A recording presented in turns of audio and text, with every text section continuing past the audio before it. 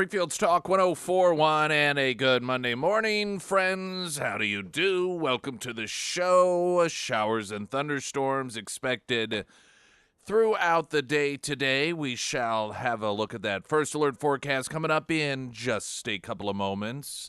The Pyramid Roofing Company talk at text line 447-KSGF, and you can make a little notation here. We have happy hour at Retro Metro on Friday.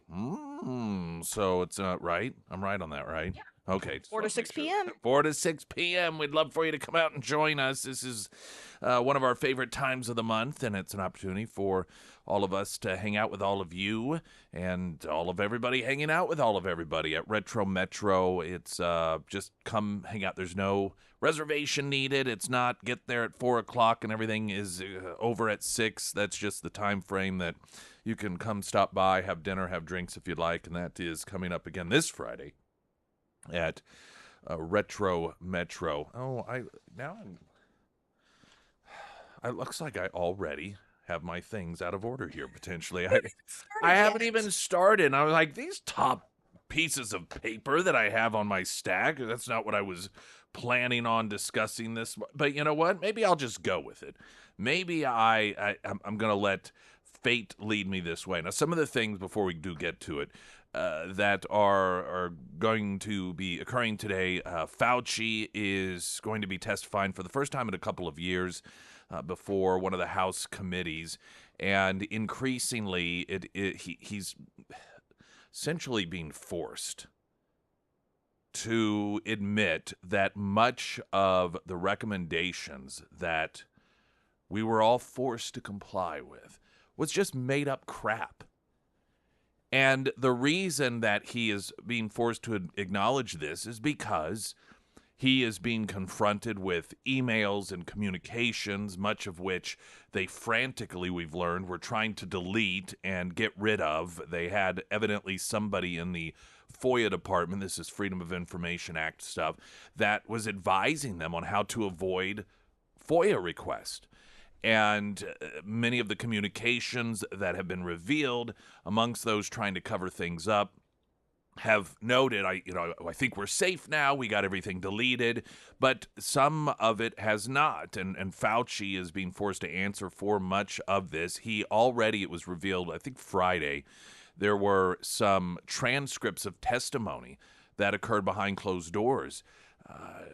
And he was asked about the science behind the 6 feet. We were all, there are still some businesses that you go in, they're generally larger chains, corporate run businesses that have, if you look on the floor, the 6 foot apart circles that were put on the floor. And I think they're largely there just because they're too lazy to remove them or something. I've not seen anyone try and enforce it, but you still see some of that stuff. And he's acknowledged, he's like, yeah, it was just kind of made up. In fact, he says he doesn't even know where it came from. Now think about that for a moment. With almost Nazi-like precision, you had totalitarians, even in this part, even in Springfield, acting as if you violated that 6 foot rule. You were some sort of assassin. If you violated that 6 foot rule, then they would pick up their phone and call 911. The mask situation as well, which Fauci and others have fully acknowledged that there was no science behind that was also made up. They don't know where it even came from. And this is a sort of CYA, if you will, cover your backside scenario where they plead ignorant. Instead of copping to either they themselves made these things up for the purposes of just controlling people, or making it even perhaps appear as if they knew exactly what was going on and they had the answers. Sometimes that's how totalitarians approach things. They think, well, we must instill in people this sense that we understand exactly what is going on here. We know how to battle this particular scenario, and so we'll just throw these different demands out there to suggest that we've figured out to some degree how it is to protect people. And instead of saying, well, gosh, we don't really know at this point, let's just make things up. Stay 6 feet away from each other. Put up some plexiglass. Wipe things down all the time. And then people will infer, well, okay, well, they at least understand to some degree this deadly virus that is out there, and that gives people a sense of calm. Sometimes that is the motivation. But you look at what they turned so many human beings into, these psychotic Nazis that would scream and yell at strangers if you did not follow these rules. And what we're learning, and I'm sure much of the questioning will be surrounding that today, is that the people who are responsible for pitting Americans against one another, for scaring children into thinking that they might be responsible for killing grandma, for taking college students and making them believe that their parents are some sort of right-wing fanaticals that are anti-science because they don't believe in the 6-foot rule. All of that for what? Nothing. And the person who is ultimately responsible, the person that declared himself science, saying, if you don't believe me, then you don't believe in science, is now, because, again, he's being forced to answer for these things because of his own emails that have been recovered, we find out that it's just, no, we don't really know where it came from. He won't even take responsibility for it. Yeah, I don't really know where that came from. I don't know. It's sort of a weird thing. Someone just said it, and, I'm science, and it sounded right, so, hey, that's what I put out there. And in a demonstration, again, of how corrupt the culture is when it comes to this stuff, not you, but the, quote, system and the media. There's no call for reckoning of this guy.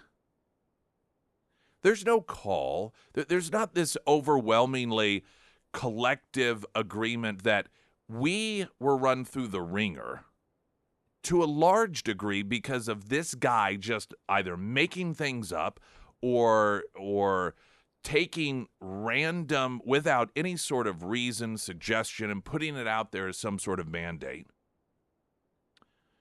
And he was just making, there's no anger. There's no demand for accountability. In fact, the media will still invite him on as some sort of expert.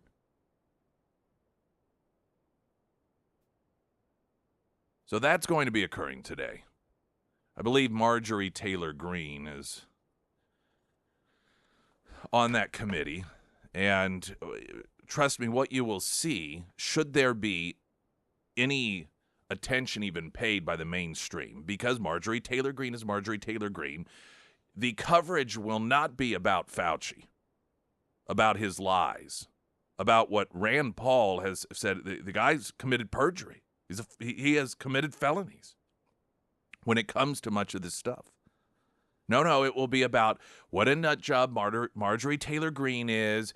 And, again, the media will cover it as if Fauci is pure as the driven snow and that he hasn't been caught that he hasn't even admitted to lying about all this stuff.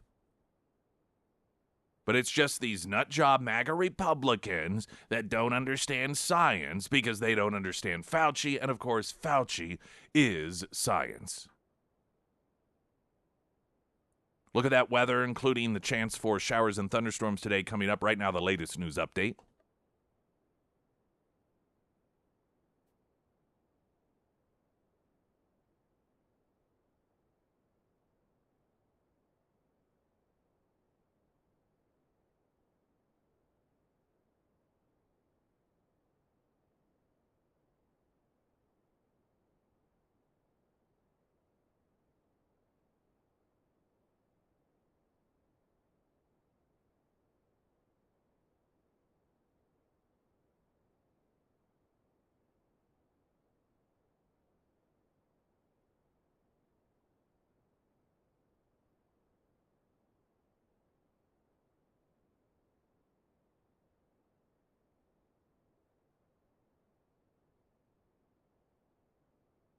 First Alert Forecast sponsored by St. Clair of the Ozarks Home Improvements. From Color 10 Fox 49 meteorologist Tom Schmidt.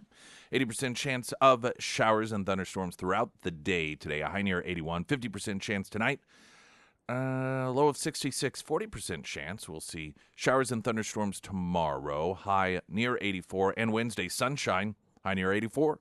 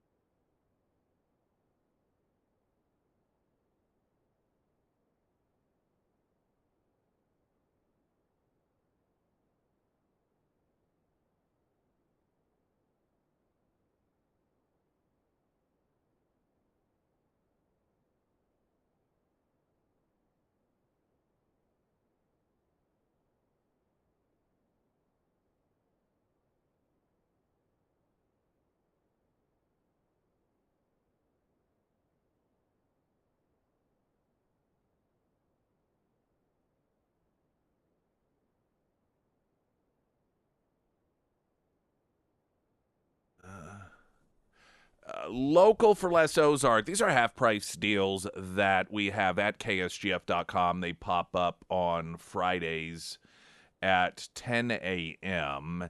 And PBR Thunder Days. This is coming up. These are $50 tickets for only $25. You can catch the PBR Thunder Days at the Great Southern Bank Arena Friday, August 30th. And the tickets are for, they're for the Friday, August 30th date, which suggests to me that there are probably some other dates, but that is the date that these tickets are for, and it will be 10 a.m. when that launches at KSGF.com in the local for less area of KSGF.com. So make a little notation of that should you have any interest.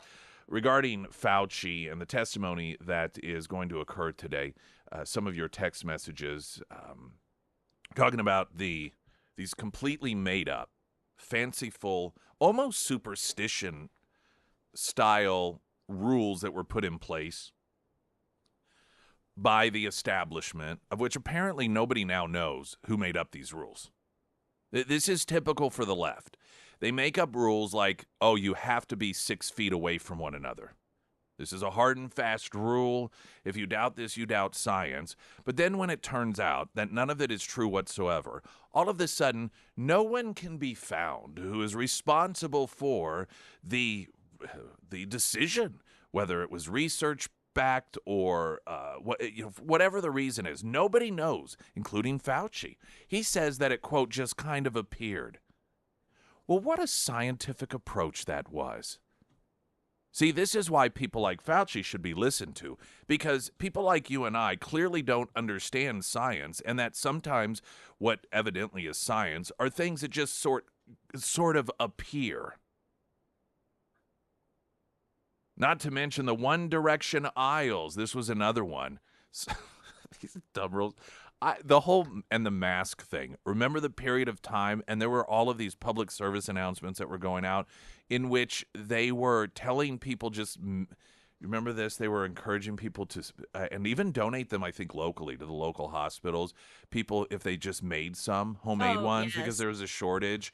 And so it went from that to, you wish that somebody had kept a timeline of this stuff. And I'm sure someone could, but I don't know that it really warrants the effort that would go into it. All of the shifting that took place as to what it was that designated a mask that was somehow going to either prevent you from getting COVID or spreading COVID. Well, remember, at first, you didn't even need a Yeah, mask, well, and that was remember? Fauci. Yeah. Yes. And then he claimed that he lied because he was afraid that if the truth was told, everyone would go out and get masks and then there wouldn't be enough of them. So apparently, in his scientific mind, at that particular moment, in that time, his truth, as they like to say, was that it was better for people to not have masks, to not buy them and get sick from COVID than it would have been for everyone to get a mask that was available and then maybe some people not have any. I guess that was his rationale. That's what he told us anyhow, after it was revealed that, well, he would change his mind. It's very difficult to keep up with this man, but science is complicated, so you can understand why it is that you and I can't be expected to understand him. And then it was just, you can just make some. And there was this encouragement, you get local stories about this little troop of people over here, these kids here, and they're just, out of whatever materials they can find, making masks and donating them to local healthcare workers.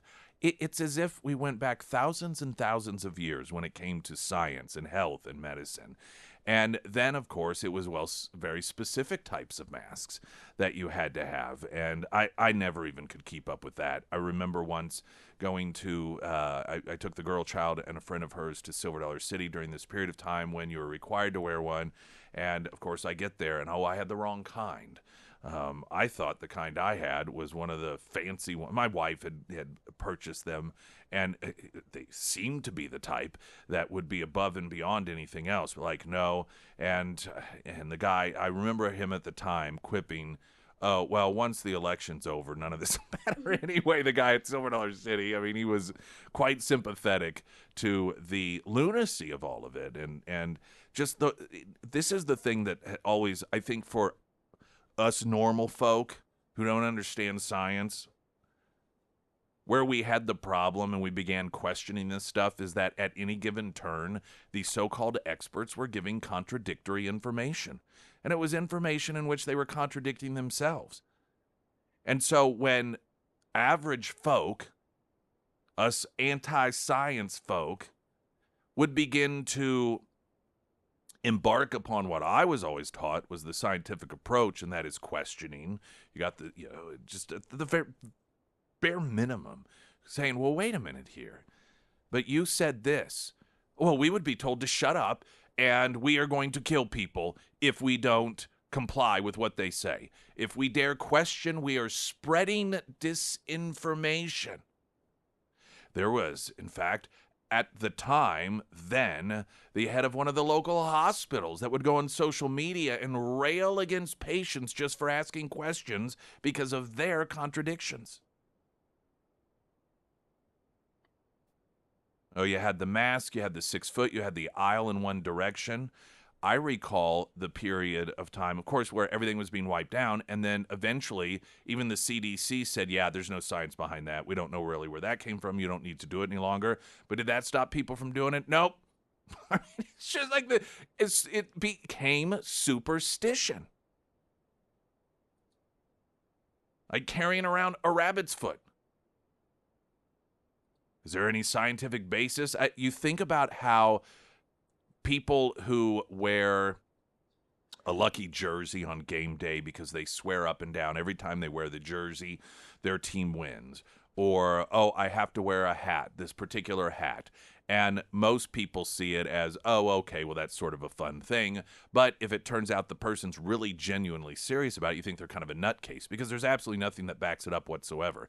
Yet when it comes to so much that was surrounding COVID stuff, and we were told things that we had to do in order to stop the COVID from getting us that had no scientific basis whatsoever, it was just as unscientific as somebody wearing their lucky jersey in order to get their team to win. Yet, if you didn't buy into it, or God forbid, you dared ask and say, can we just have a little evidence? I mean, that's all we're at. I'm not even saying it's not true. I don't know if I believe it. I'd like to see a little bit of evidence here. You are anti-science. Keep your mouths shut. You are responsible for people getting sick and dying. You are the reason that hospitals were overcrowded. This headline, Fauci admits 6-foot social distancing standard, quote, sort of just appeared. It sort of just appeared. Oh, that's science, I guess. Sort of just appeared. The 6-foot social distancing guideline pushed by public health officials during the COVID-19 pandemic apparently lacked any basis in science, according to the testimony of former chief medical advisor to the president, Anthony Fauci. Fauci, the former director of the National Institute of Allergy and Infectious Disease, advised former President Donald Trump and current President Joe Biden on the U.S. response to the COVID-19, so forth, so forth. Republicans have grown increasingly critical of Fauci for his handling of the pandemic, accusing him of misleading the American people over the risks of COVID and other issues. He appeared on Capitol Hill in January to testify behind closed doors to members of the Select Subcommittee on the COVID-19 pandemic. The Committee on Oversight and Accountability, which oversees the subcommittee's work, released transcripts of Fauci's testimony on Friday. Fauci is expected today, he's going to testify again today on Capitol Hill, publicly. One line of questioning from the Republican counsel at the time focused on the 6-foot social distancing standard. Fauci was asked where the standard, which was pushed by federal, state, local officials to slow down the spread of COVID-19, where it originated. Okay, where did this 6-foot rule come from? Former federal health officials suggested the standard was arbitrary, without any basis in data. Quote, I don't recall, it just sort of appeared. Doesn't that make you feel secure?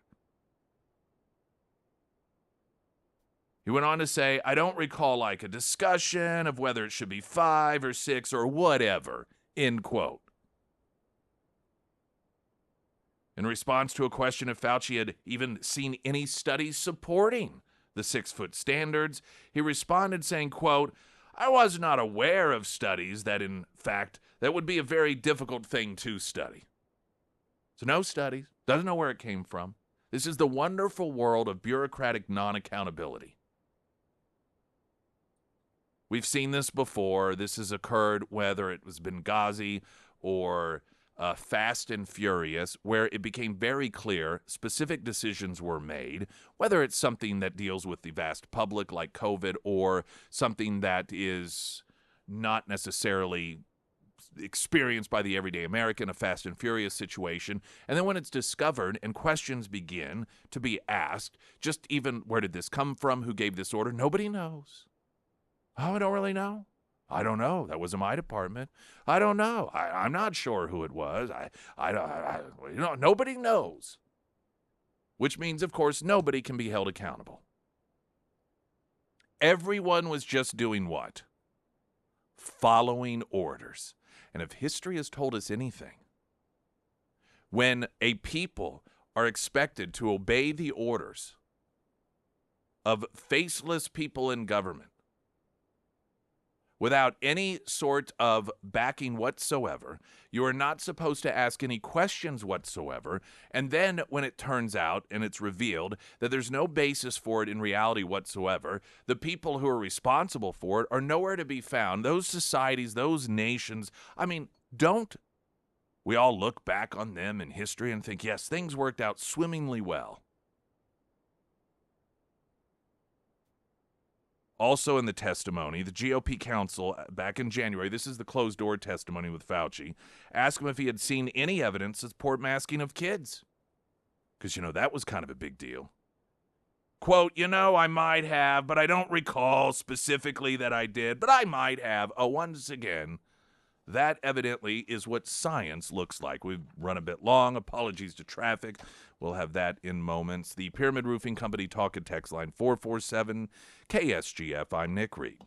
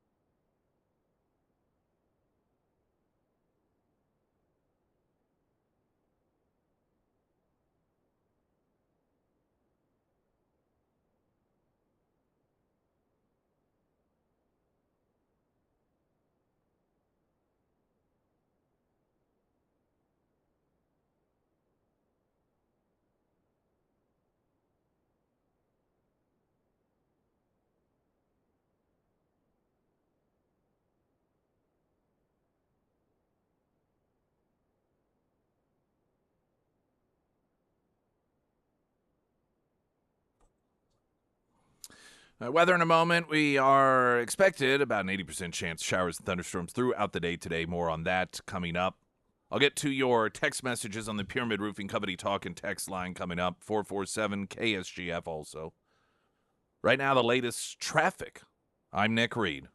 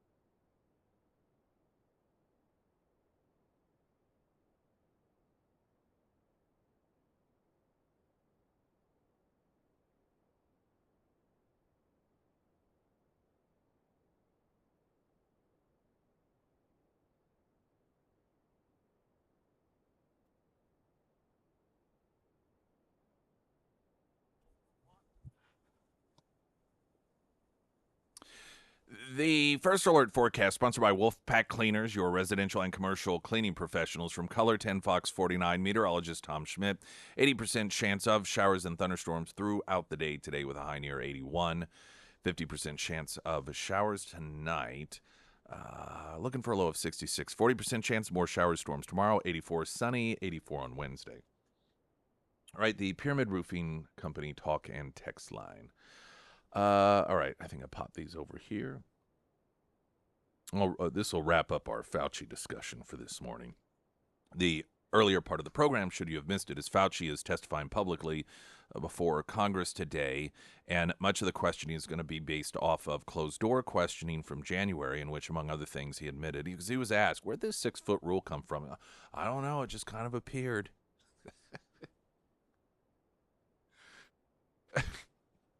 Those of you locally, Greene County health folks, just this sort of, taking orders and almost at times high and mighty, pushing these rules. Is there an internal thought process here? This is what should happen.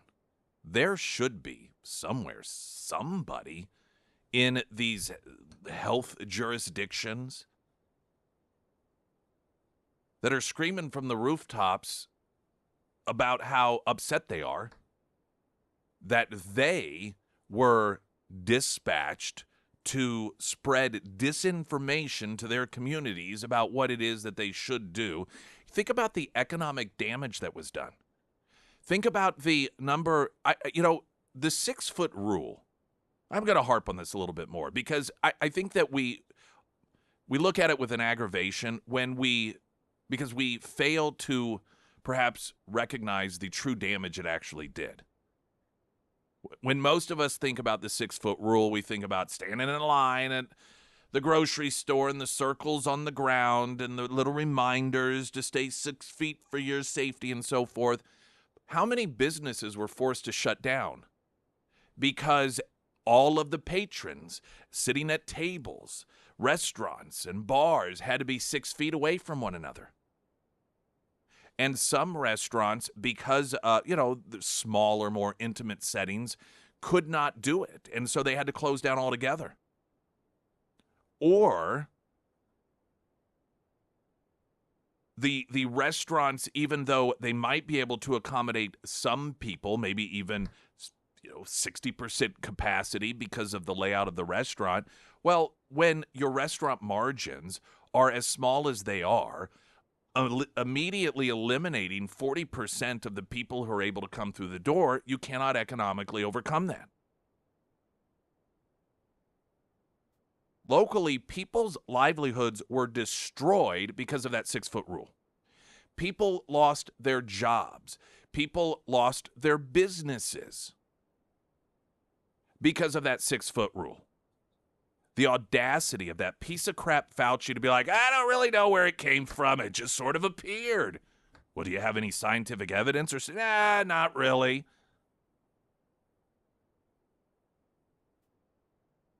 It would be nice, just refreshing,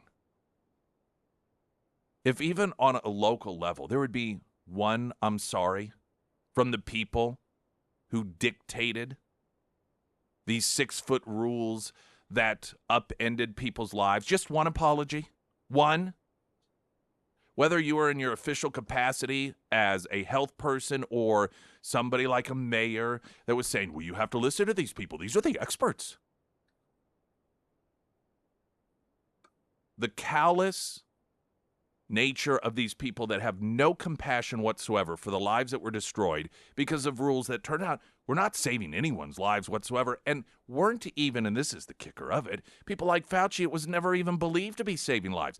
It would be one thing if Fauci were like, yeah, we did all these studies, this was my decision, and it was based off all these studies. We would later learn that as, hey, we were taking a very quick approach here and we were doing studies that we recognized that probably weren't the most meticulous studies because of the amount of time that we had, but we were doing the best, and here's the reason that I made these decisions.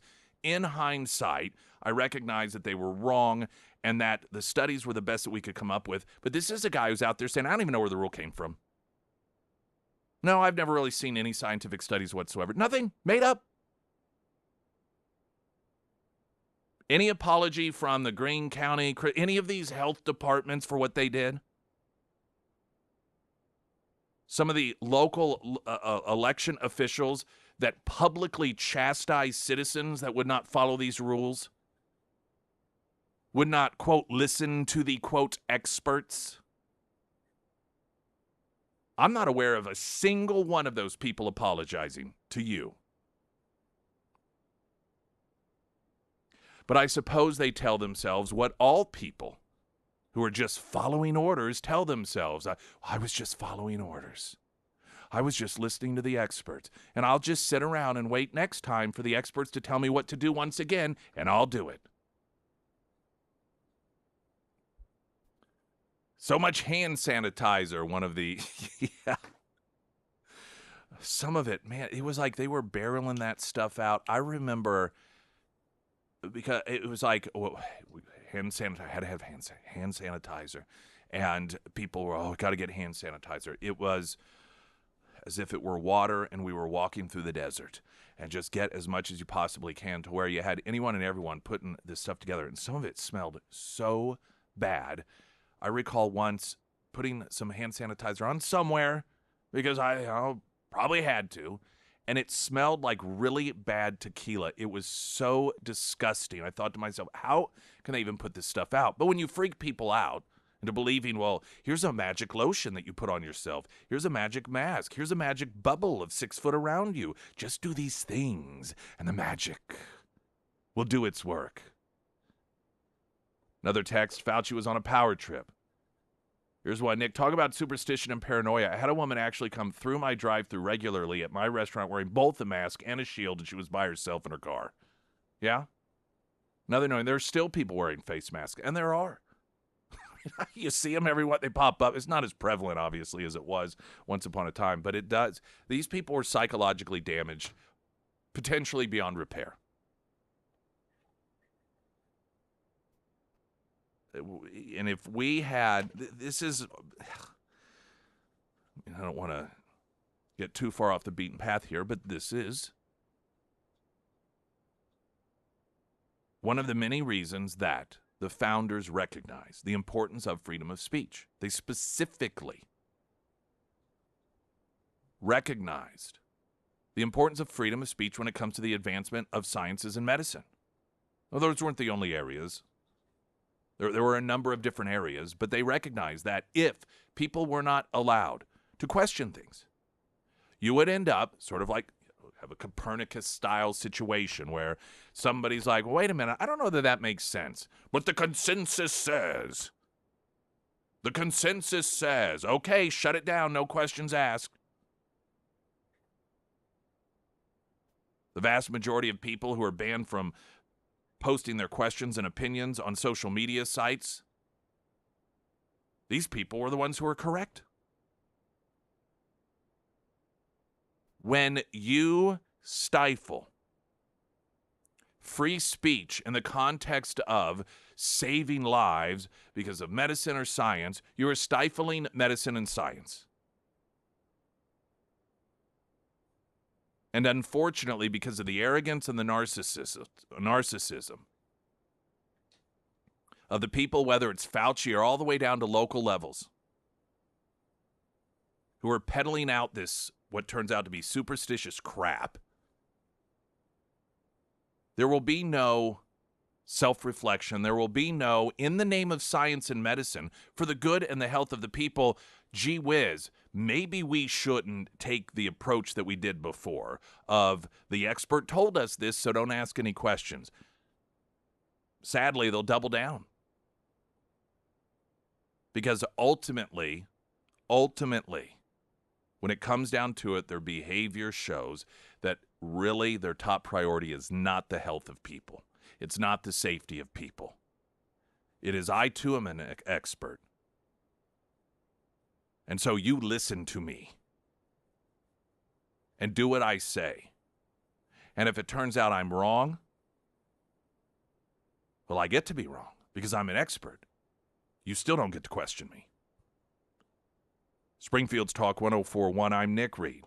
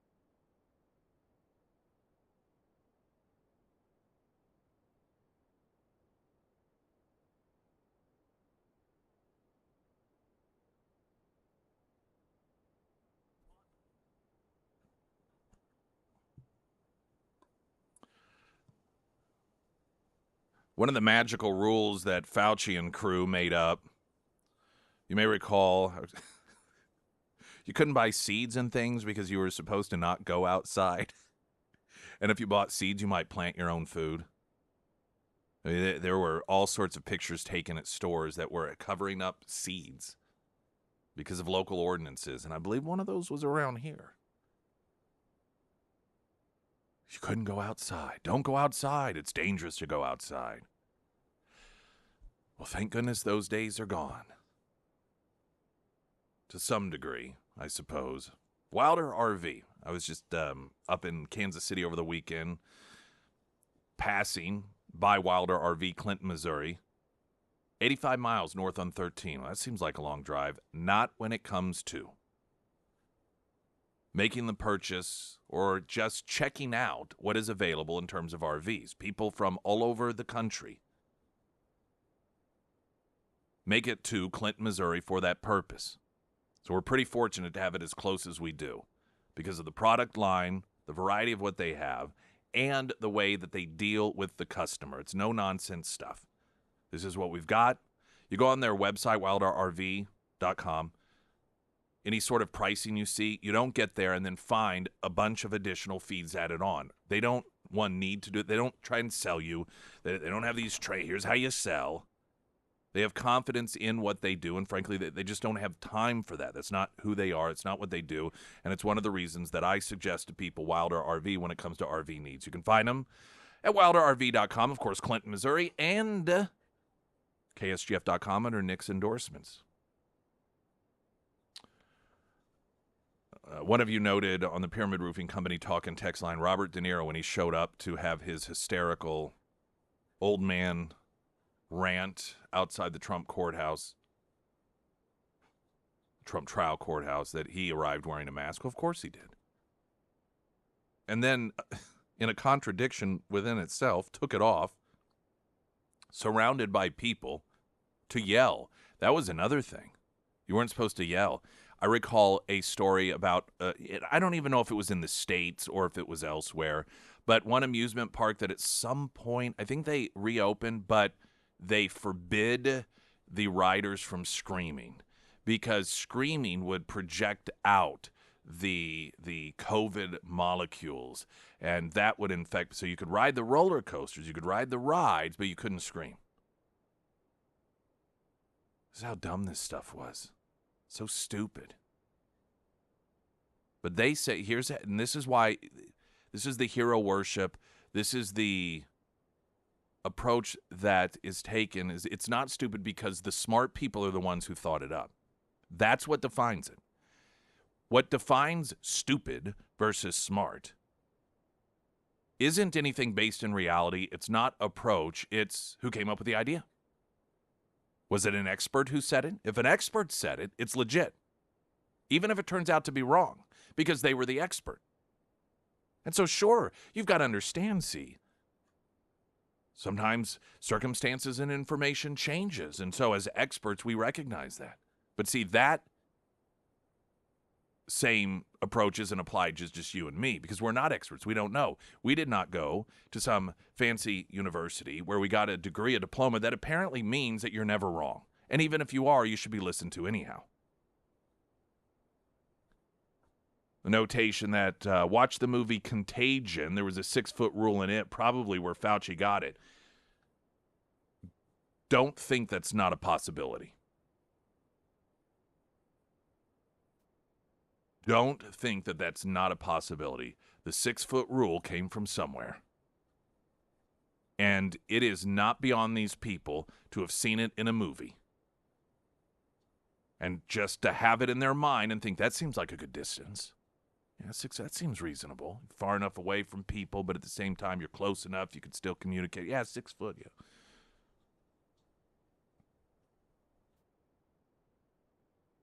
The lack of accountability.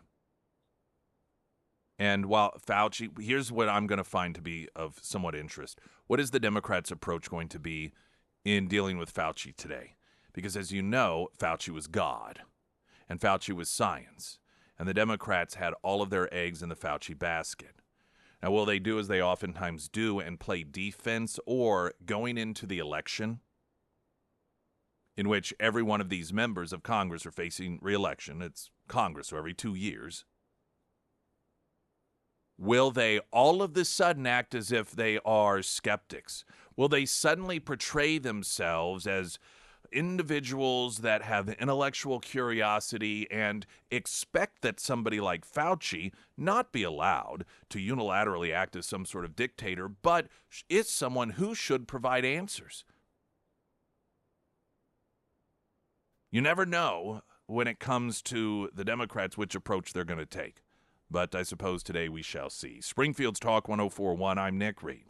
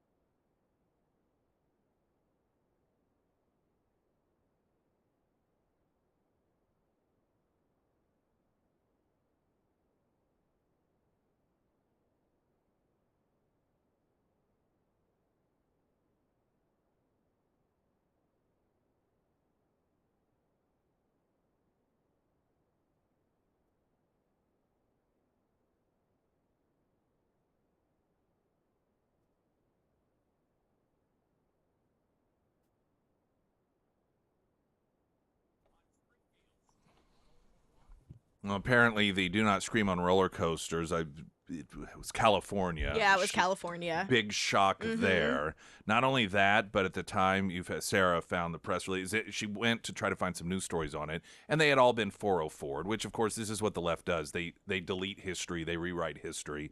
And so, but you found a press release from some Yeah, whatever. Crew of Seven, which is out of Seattle. And just some of the things that are listed in it, you have to wear your face mask while you're riding the rides, no screaming, and you all have to face the same Yeah, direction face. I while you're mean, riding the rides. stupidity. Yep. Total stupidity. My gosh, it really is amazing that we are continuing to function to the degree that we are. I recall it made national, probably international news when one of the resorts at the Lake of the Ozarks had that huge pool Oh, party, yes, I remember. and how it was going to cause like this a second pandemic or whatever. It was just, oh my gosh, everyone was panicking, and it turned out that no one other than one person ended up having COVID, and it turned out that that person actually had it before they went there. And of course, the people, Lake of the Ozarks, a bunch of hillbilly idiots, The Killer anti-science. Oh, Lake. Killer Lake, yeah, and it's just here are these hillbillies in Missouri. They don't understand science. Oh well, apparently they did. Meanwhile, Fauci, the expert's just like, I don't know where the world came from. I think I saw it in a movie somewhere. We got happy hour coming up this Friday at Retro Metro 4 to 6. Love for you to join us. Also at KSGF.com. Get registered for Lunch Bunch at Retro Metro with us.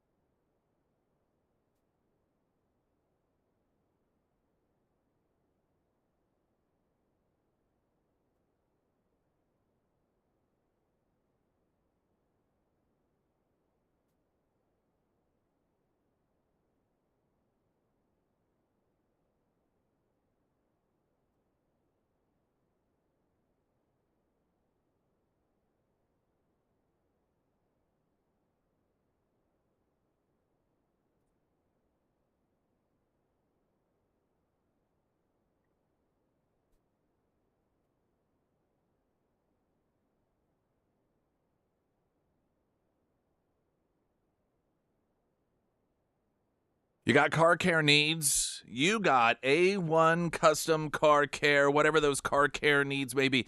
Even customized muffler work.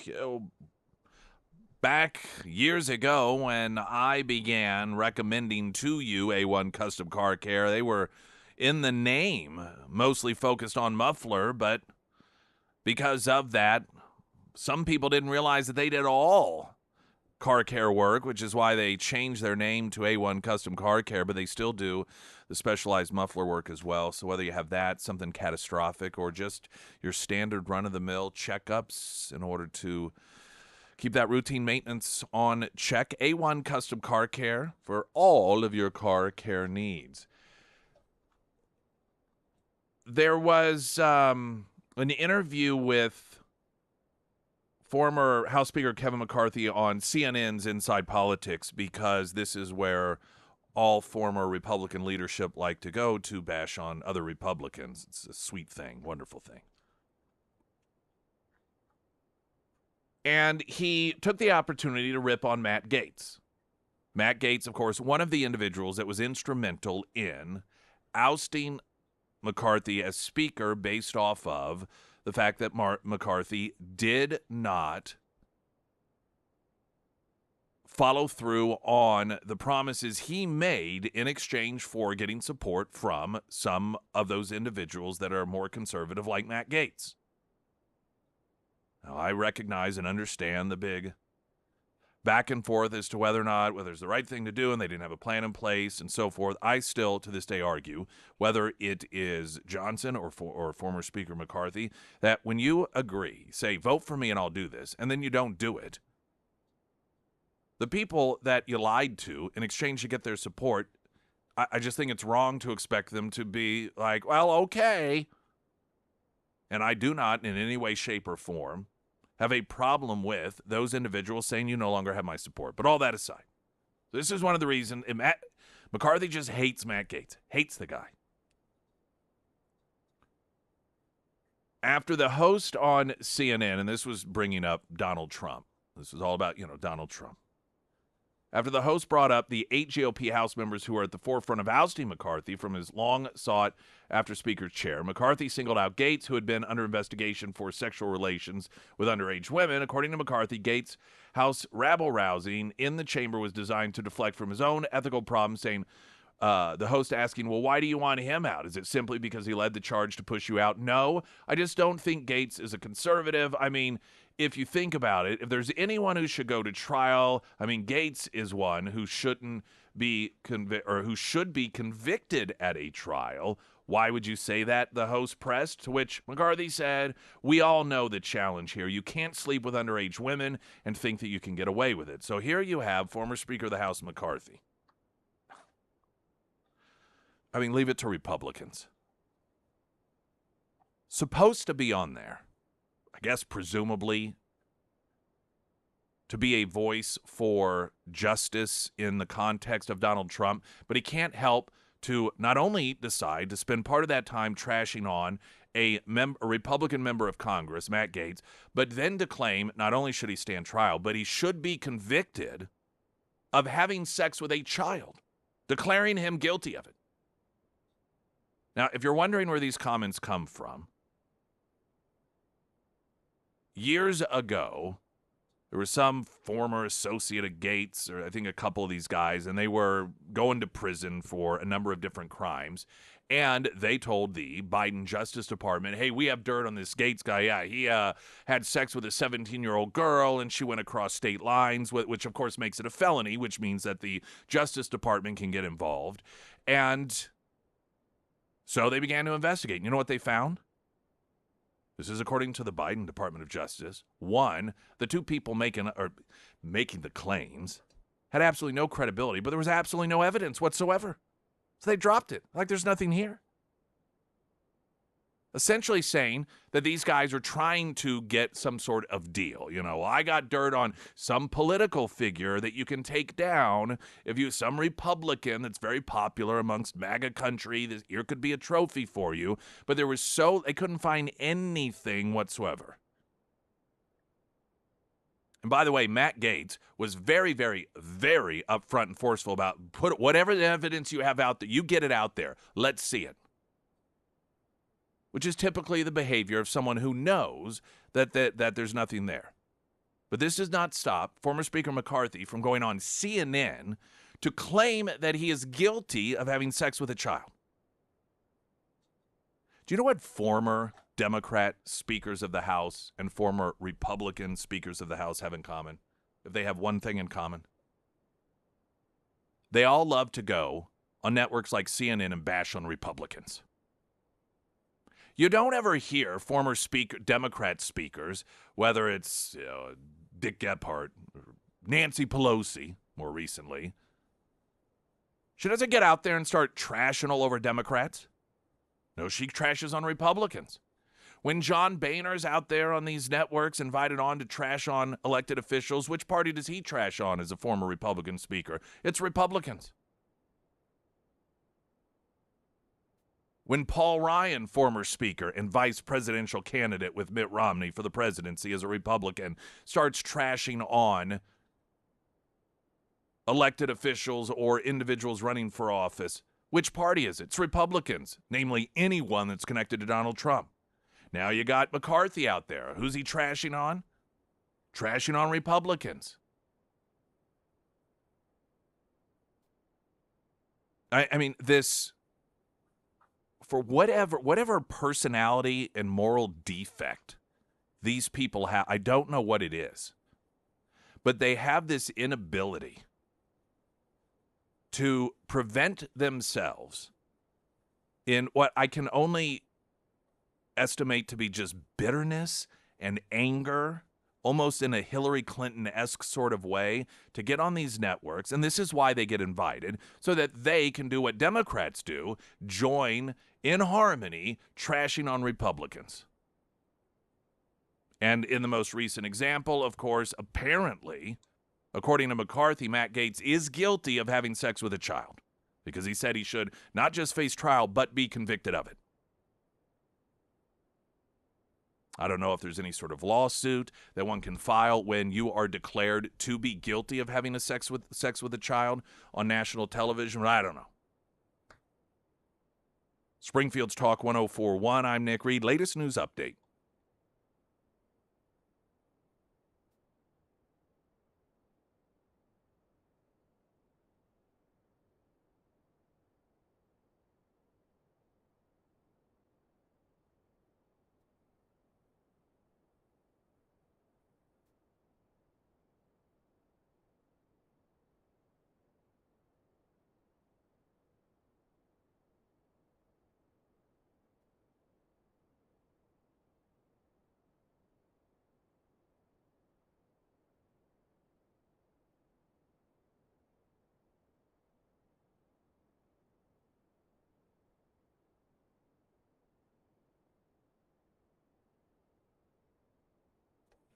The First Alert forecast, sponsored by St. Clair of the Ozarks Home Improvements. From Color 10, Fox 49, meteorologist Tom Schmidt, an 80% chance of showers and thunderstorms throughout the day today, high near 81. 50% chance of showers tonight, 66 for a low. 40% chance of showers and thunderstorms tomorrow, otherwise partly sunny, high near 84. Sunshine on Wednesday, 84.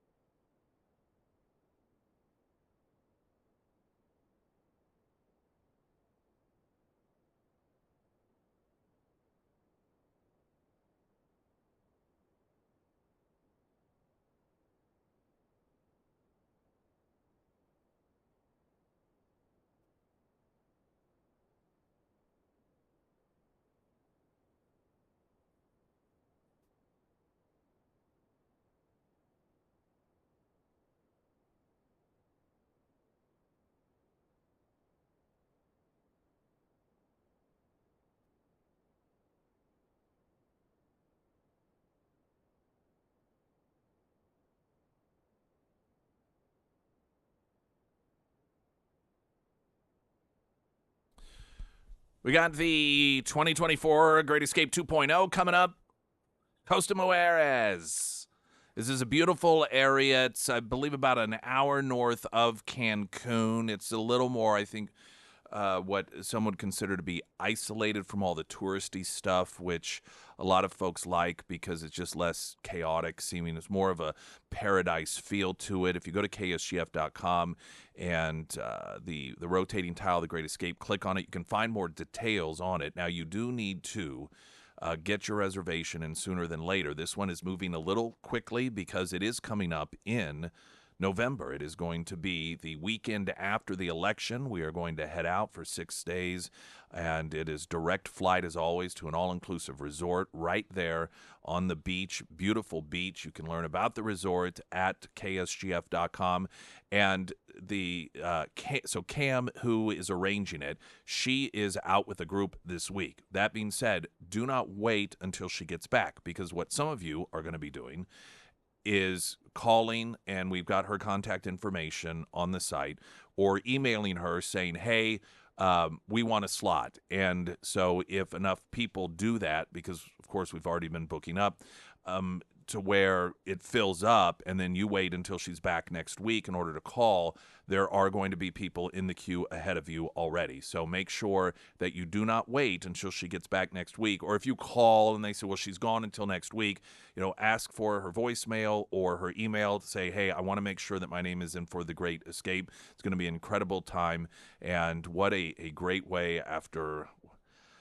Lord only knows what is going to happen between now and then with this election.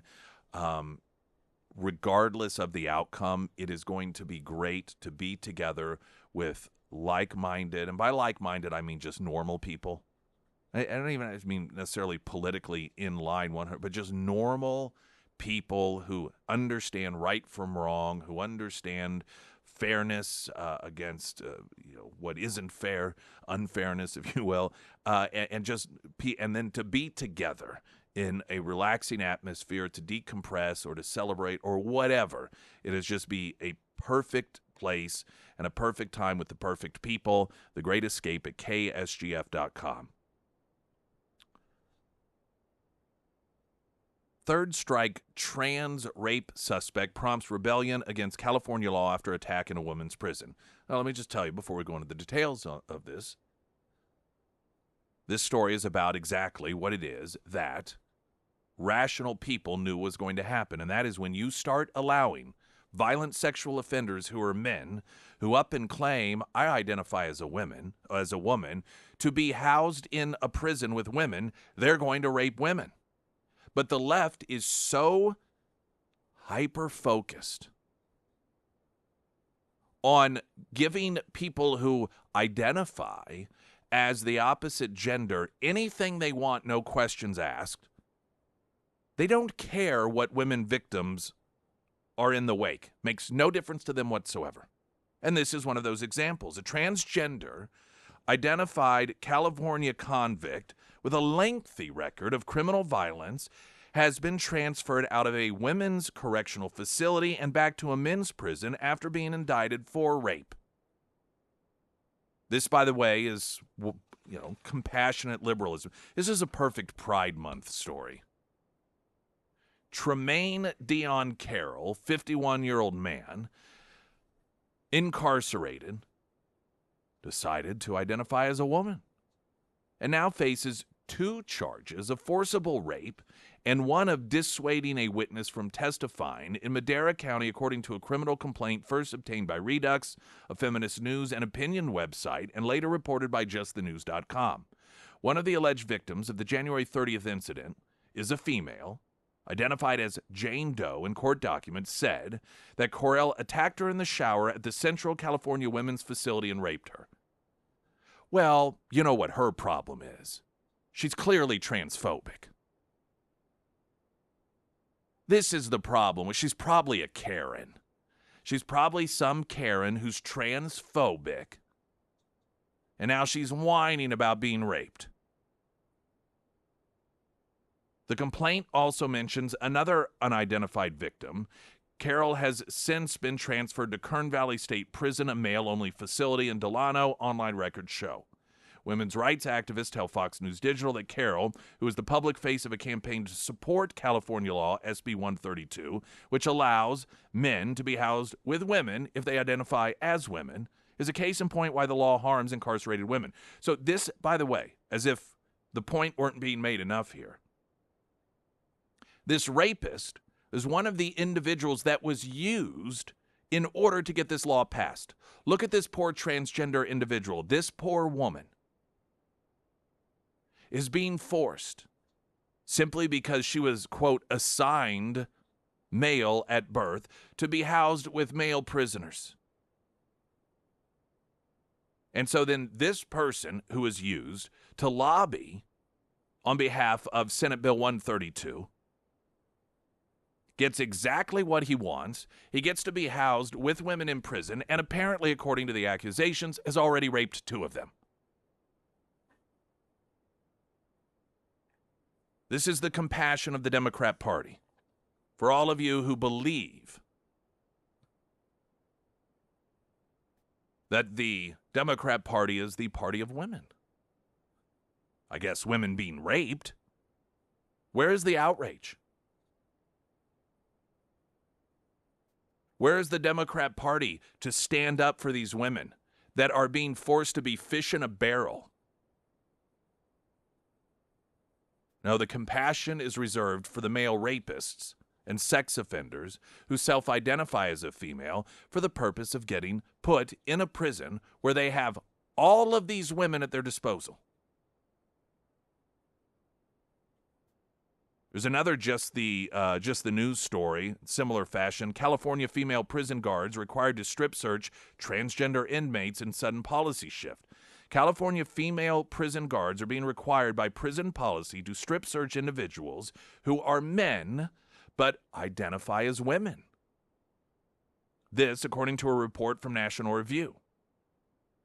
The California Institute for Men Policy, adopted in 2021, said incarcerated individuals who are transgender, non-binary, or intersex must be searched according to the gender designation of the institution where they're housed or based on the individual's search preference. Who knew you had so many rights as a prisoner? Previously, female prisoner officers were not allowed to strip search naked male inmates except in emergency circumstances.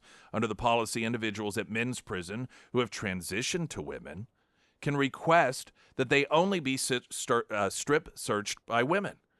So again, if you are a violent sexual sadist or rapist convicted, do it in California or anywhere where you have these Democrat policies in place. Because it's like being sent to Fantasyland. I mean, imagine that. You're a rapist, and you live in a state that says, by the way, if you just claim that you're a woman, we are going to put you in what would be a rapist Disney World, a facility filled with women that cannot run from you. In the report, National Review interviewed 2 female prisoners, one who was traumatized from being forced to search the genitals of a man who identified as a woman. Paula James, recently retired corrections officer who served 22 years, cried over the phone as she shared her traumatization of being forced to conduct an intimate search, saying, quote, "I didn't feel comfortable about it, but I had to do my job. I had been taught all that time that I wasn't supposed to do that." Another female officer who spoke anonymously for fear of retribution recalled highest possible level of disciplinary action from her superiors. And part of this story is talking about the contradiction of if you have a female. Now, I know it's going to sound confusing, but this is part of what just the news story here lays out. The contradiction of if you are a female guard and you decide to strip search a male, you can be severely disciplined. But if you are a female guard and there is a male who says, actually, I am a female, and you don't strip search that individual, you will be disciplined. So make sense of that logic. This, once again, is all the result of the party of women, and that is the Democrat Party. Such compassion, such caring. This is the Great Utopian Society. Springfield's Talk 1041. I'm Nick Reed.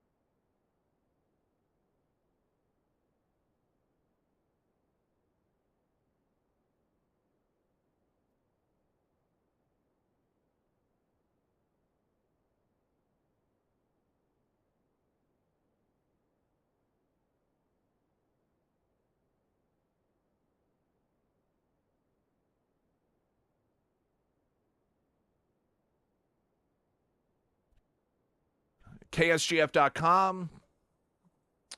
All right, so there is the Local for Less coming up on Friday, PBR Thunder Days. For $25, you get a $50 ticket for that.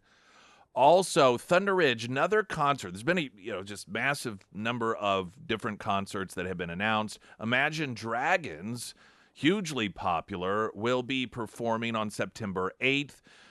For your chance to win a pair of tickets to see Imagine Dragons, all you have to do is text the word Thunder to the Pyramid Roofing Company talk and text line 447 KSGF. That's you got to do the 417. If you download the app, there's a button that says text. It makes it much easier. But if you don't want to download the app, then just text 417-447-KSGF, the word Thunder, one word, and you should get a kickback telling you you've been entered if you've done it correctly. That is for your chance to win tickets to Imagine Dragons at Thunder Ridge Nature Arena.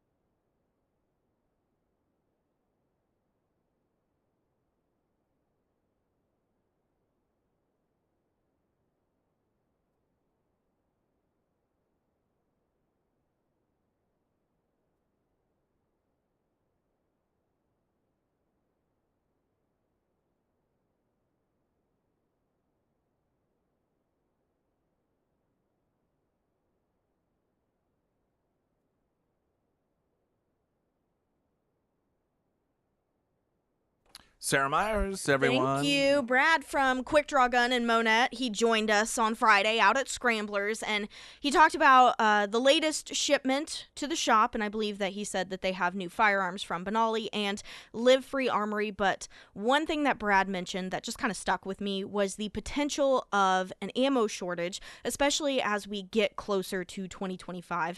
So if you are the type of person that just likes to be prepared, right now is a great time to take a trip down to Quick Draw Gun in Monette to do an ammo restock. But Brad down there, they've got a lot more than ammo. They have high quality firearms that would be a great family heirloom. They have hundreds of accessories to choose from, and then they have tons of services as well, from scope mounting to custom Cerakoting and laser engraving services as well. The shop, it's pretty easy to find, just a quick drive down 60. Once you get to Monette, swing a left at the Taco Bell, and boom, you're there. And of course, you can find all of that contact information, plus shop hours, store address, all of that is housed under the Sarah's Endorsements tab at ksgf.com. The First Alert forecast sponsored by St. Clair of the Ozarks Home Improvements from Color 10 Fox 49 meteorologist Tom Schmidt. 80% chance of showers and thunderstorms throughout the day today, high near 81. 50% chance of showers overnight, low of 66. 40% chance of showers, storms tomorrow. Otherwise partly sunny, 84. Sunshine Wednesday, 84. There has been discussion about, and it's all for political purposes, pardoning Trump.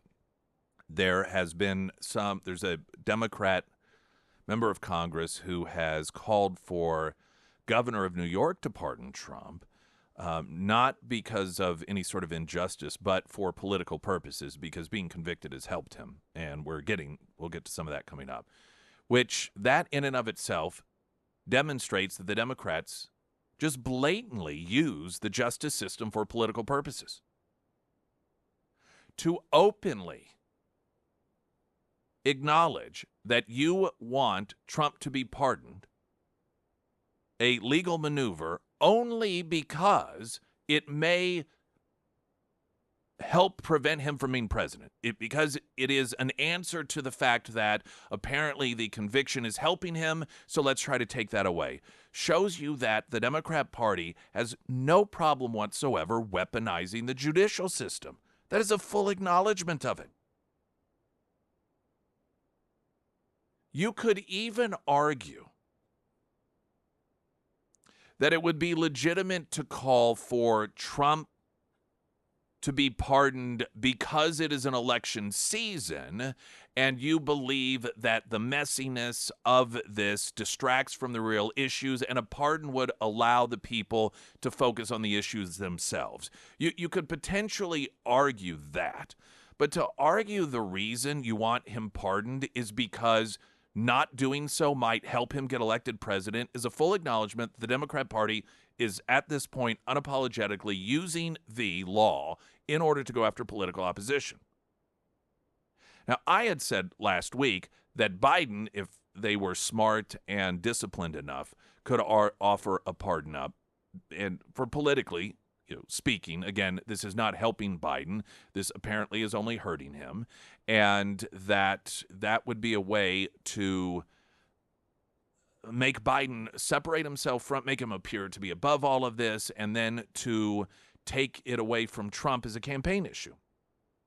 And so someone had texted in, from what I've heard, Biden can't pardon Trump on the case because it is a state case, not federal. Well, this, of course, is where the confusion lies, right? And this is the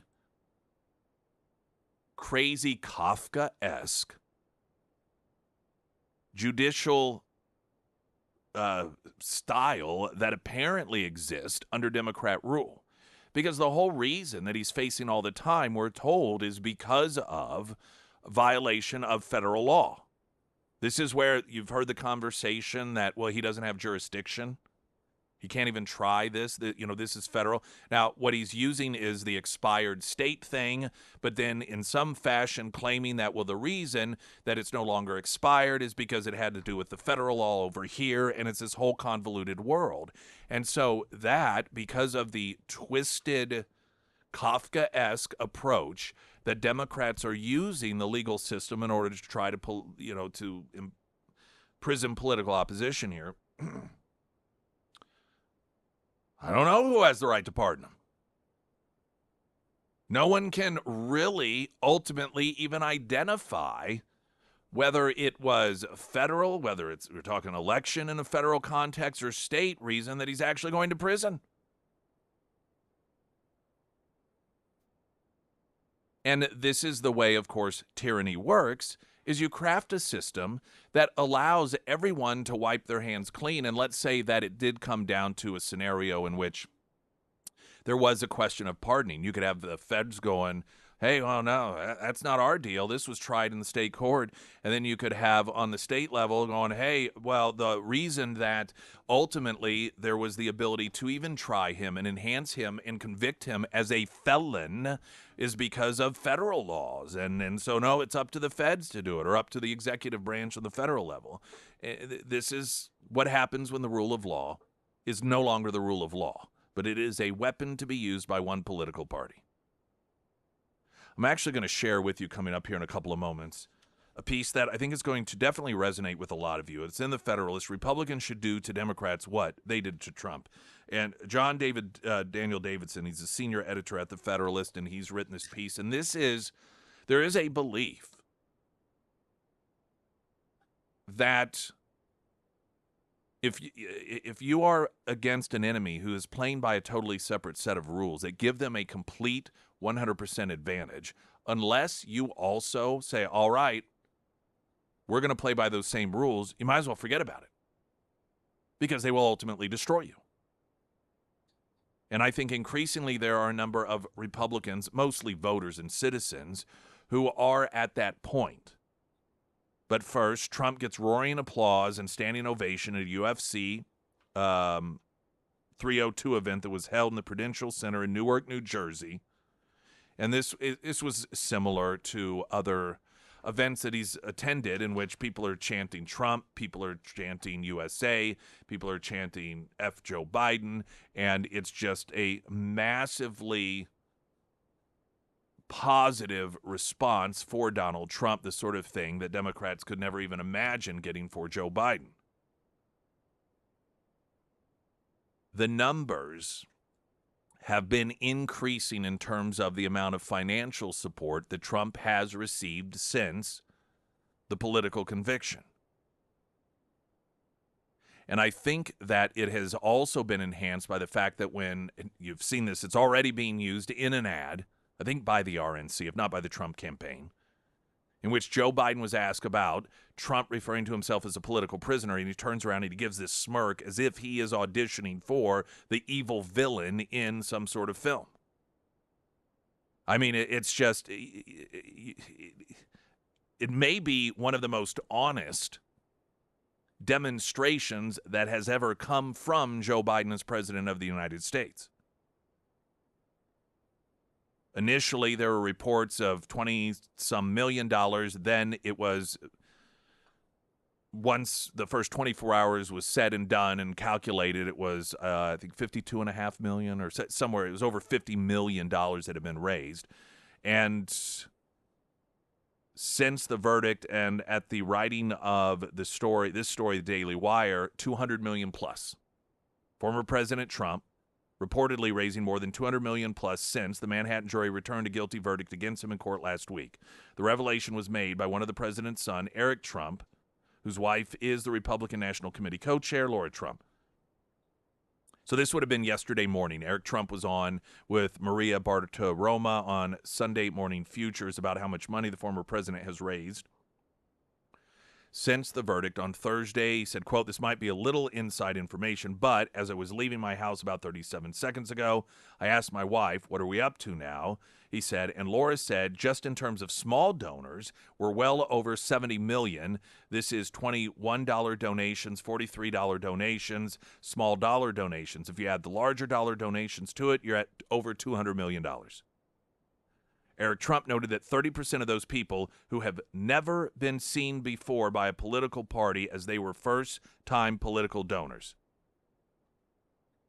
So these are individuals that have never been reported as ever donating money to anyone in the past politically, or at least on a federal level, or have been part of that $200 million plus donated to Donald Trump. And just the News reporting that Trump beating Biden in post-trial poll showing most Americans see prosecution as political. If the 2024 presidential election were held today, former President Donald Trump would beat President Joe Biden by 2 percentage points, according to a new poll taken after the Manhattan jury found Trump guilty of 34 counts of falsifying business records. Additionally, most voters, 51%, say that the persecution of Trump is politically motivated. This according to a Harris X poll released Friday. In a head-to-head matchup, Trump and Biden are tied, but when placed alongside independent candidates RFK Jr., Cornel West, as well as Green Party candidate Jill Stein, Trump comes out ahead, albeit within the poll's 3.1% margin of error. When considering all 5 candidates, as well as the people surveyed who said that they were leaning towards a specific candidate, Trump comes in with 43%, Trump at 41%, Kennedy 13%, West at 2%, Stein with 2% per the poll. Now, I would suggest that the immediate aftermath of the verdict is when, if Trump is going to have any sort of suffering, that's when it's going to be. Because as time goes on, the emotional impact that people are experiencing as they see the feedback and then they keep hearing felon, felon, felon, will begin to fade away, while the price of things at the gas station does not, while the increased insurance costs for their vehicle, for their home, that does not go away, while the increased price at the pump, although Biden tries to artificially lower it for some period of time in a real meaningful way, that does not go away. Come November, the reasons that Joe Biden is ultimately unpopular and the reasons that people find Trump to be popular, and that is when you compare their records, those things will still be very real. But the conviction will be months in the past. And so any sort of negative impact that might exist in this first week that may reflect in the polls, so they release, they're going to do swing states, like, well, Trump's lost a little here, lost a little there. That is going to be the absolute worst that it gets. Now, of course, that's not to say that there are not going to be other legal occurrences between now and then. Of course, you have whatever is going to occur days before the convention with the sentencing and so forth. So there are a number of other legal components that could come into play that might change the trajectory of things. But in terms of what obviously they ultimately were shooting for here, and that was the ability to label Donald Trump as a felon, has thus far, in terms of real meaningful results, resulted in about $200 million of donations, with 30% of those coming from people who have never even donated to a presidential campaign before. Springfield's Talk 104.1, I'm Nick Reed.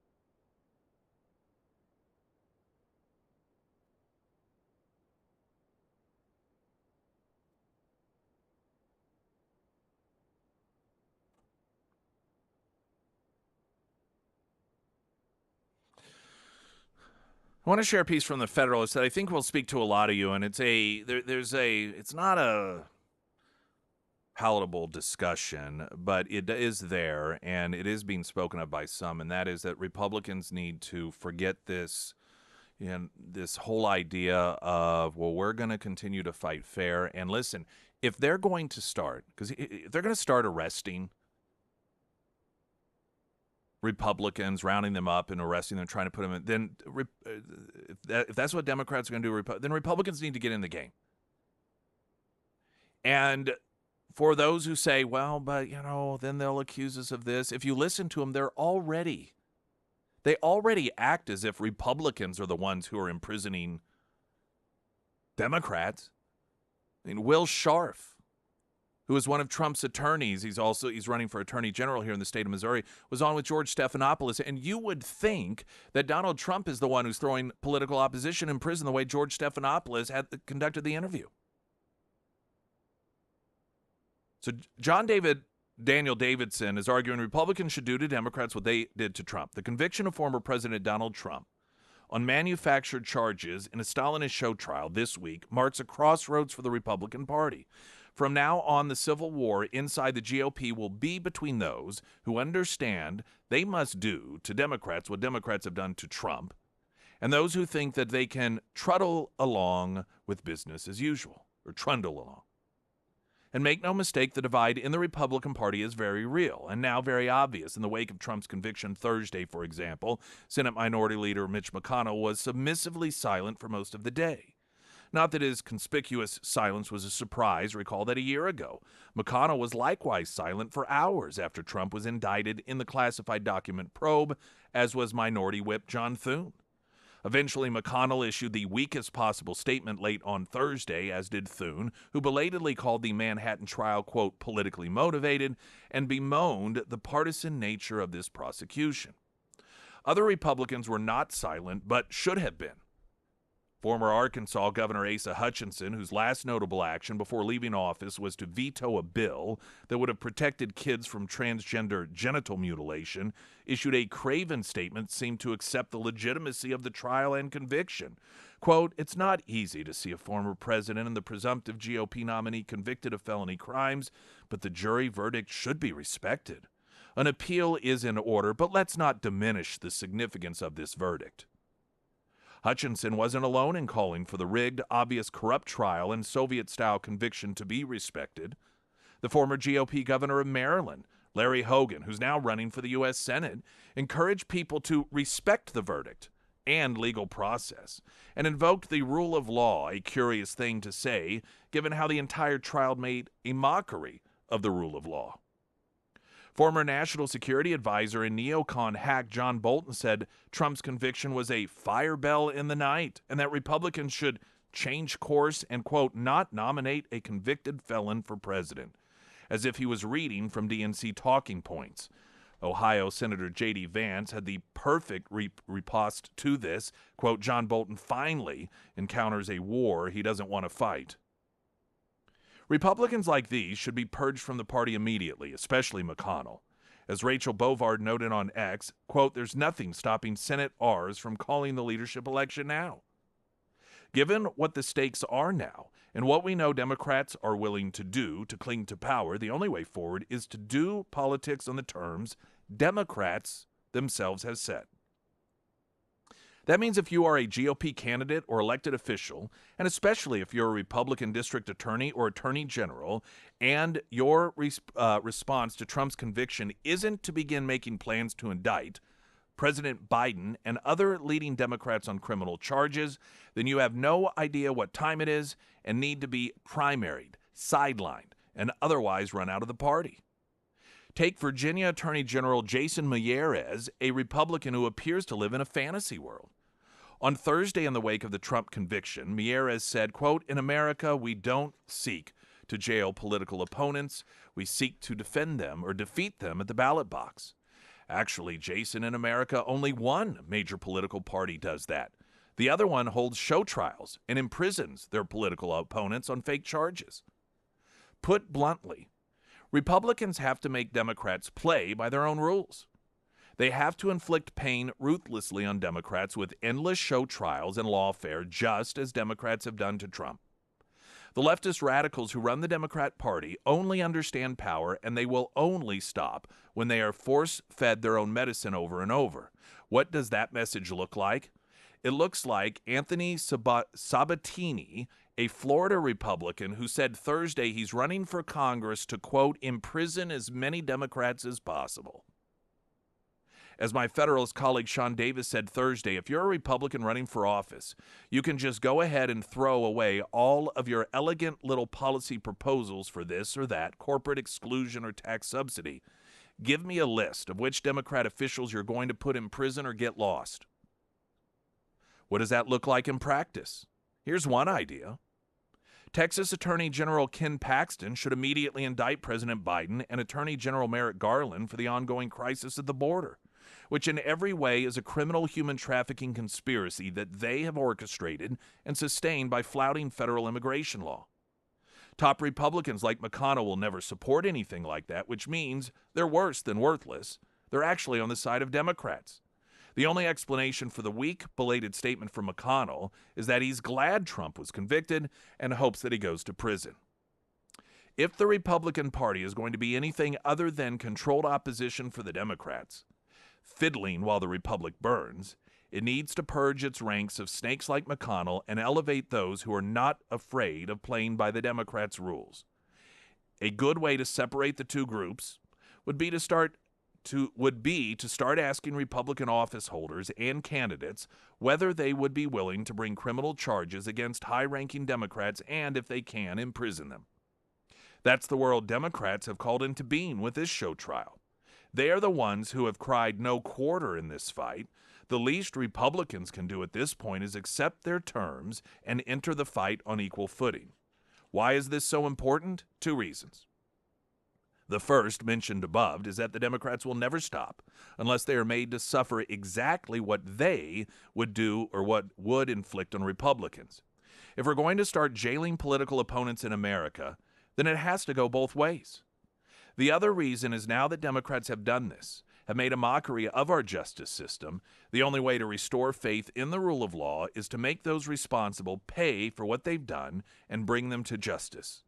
If Democrats get away with this, Americans will be justified in thinking the entire system is illegitimate. So Republican officials have to make a choice. They can do what's necessary to stop Democrats and restore faith in our justice system, or they can become Democrat slaves and let the Republic burn. We'll have that piece posted at KSGF.com. Again, John Daniel Davidson in the Federalist. Springfield's Talk 104.1. I'm Nick Reed.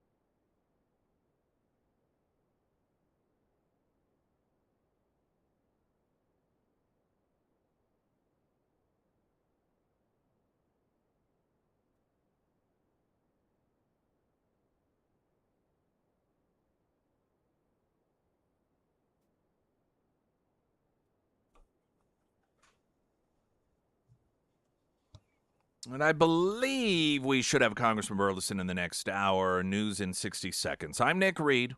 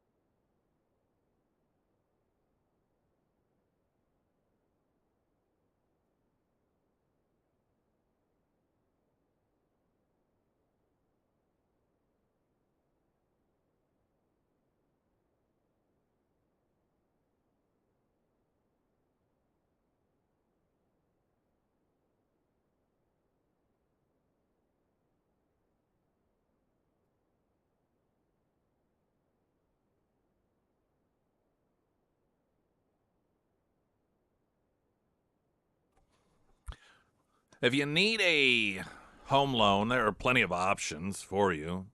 Just like if you need a hot dog, there are all sorts of types you can get.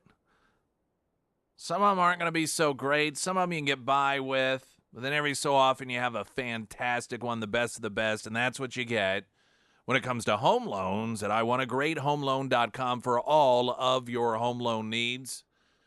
And in fact, we had Alex Carricker of the team on with us Friday talking about just all the misinformation that's put out there, and a lot of it, unfortunately, for political reasons, and a lot of manipulations of the markets that are occurring and so forth. And how is that going to impact the housing market? What does that mean for you if you're looking to get a home loan or if you're thinking about refinancing? It's unfortunate that now there's just such a brazen willingness to try and manipulate markets for political purposes. But this is the reality that we live in now, unfortunately. And that's where you can use the expertise of the Carrickers and their team when it comes to any home loan questions that you may have about the future, about the present, about home loans, about refinancing. iwantagreathomeloan.com, because you do. The official U.S. Navy Special Forces page is drawing some backlash for ringing in Pride Month. Navy SEALs have gone woke, so evidently they had posted the Navy, let's see, what was it? Special Warfare account. NSW, Dignity, Service, Respect, Equality, and Pride. And so while you have countries like Russia and countries like China that are doing everything they can to build up their military with a focus on, the ability to kill, the ability to have strength and to have focus and to be a lethal fighting machine, we continue to broadcast to the world our priorities are about diversity and inclusion, and we continue to put out recruitment ads that are all about, there's the cartoon one, I think it was for the Army, My Two Mommies, and stuff like this. It's just, if you were an outside entity and you developed a plan to destroy the United States of America, and the way to go about defeating what has been the greatest military fighting force in generations on this planet, and you made this decision that we're going to go in and destroy it from within, this would be a very successful way of doing it. Aside from the subject matter itself, the fact that you're just taking the focus off of what other countries are apparently focusing on, and that is utilizing the military for one purpose and one purpose only: to be bigger, more dangerous, to be able to kill stuff, to be able to be more effective at killing stuff and killing people than anyone else's military. I was in Kansas City this weekend, and of course the plaza, they've got the rainbow flags I was everywhere. going to say, I bet it's all prided out. It actually wasn't as just preachy in your face as usual. We didn't go into a lot of stores, and even so in Westport, just driving around, you didn't see a tremendous amount of it. In the plaza area, you saw it along the street. They had the flags along the street, but other than that, it wasn't something that was just out on the storefronts. And I'm sure some of the stores, if you went in, you would see it. But it just seems to be a little more subtle. And I don't know if it's just because the people who push this stuff are getting bored with it, or if it's because they're beginning to hear the message that, like, listen, it's fine and all, but at some point it's a little much. It's like perfume. It's like when it comes to the Pride Month is like when a 12, 13-year-old boy first gets Axe body spray. They don't understand like how to limit themselves. They think that if they don't smell it constantly, and if they're not constantly aware that they're wearing it, then other people aren't going to realize that they smell good. And so they just empty half a can on themselves to where everyone's like, oh my gosh, it's a little bit much. That's how it is that a lot of these organizations are with Pride Month. It's like, it's called just a little bit of discipline here, all right? You don't need to douse yourself in the stuff in order for people to understand what you're trying to do here. And at least on Sunday, it didn't appear to be that way. But one of the stores that we were in, and this isn't Pride Month, they always have this at Urban Outfitters. Have you ever been to an Urban Outfitters before? They're lefty. And down in the fitting room area, they have this, it's a sign, and I forget the exact verbiage, but it's something along the lines of gender-free fitting rooms. And then there's a statement about how we respect everyone. And I'm thinking to myself, aren't all fitting rooms gender? I mean, when you go to Old Navy, there's not a guys section and a girls section. When you go to J.C. Penney or anywhere that has fitting rooms, they're open to any. Like they don't have a boy and girl one. I've never been to. Have you a store where the now? I mean, I think like Ross still does, but a lot of them are moving away from that Yeah, because it's of COVID. well, and it's just, and I've never tried on clothes at Ross, but everywhere that I've ever tried on clothes, whether it's Old Navy or Dillard's or Macy's, you just kind of go in and then, there's no designation. This is for boys and this is for girls. And I thought such virtue signaling. That's what the vast majority of dressing rooms already are, but just, I suppose, couldn't. And maybe they didn't know it. Maybe they thought that they are taking some huge step forward by having non-gender assigned fitting rooms in their facilities. All right, look at the weather coming up. There's an 80% chance of showers and thunderstorms throughout the day. Details on that. First, the latest news update.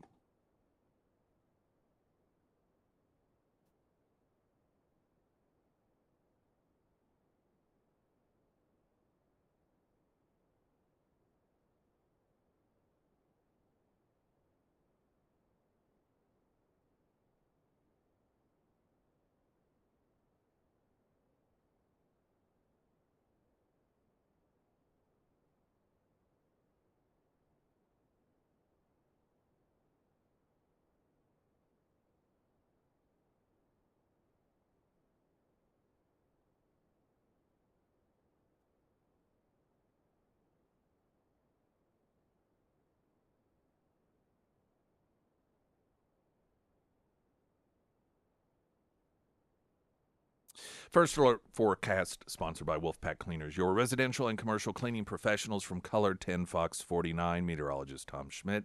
80% chance of showers and thunderstorms throughout the day today with a high of 81. 50% chance of showers overnight, otherwise mostly cloudy, 66 for a low. Tomorrow, 40% chance of showers and thunderstorms, otherwise partly sunny, 84. Sunshine on Wednesday, high near 84.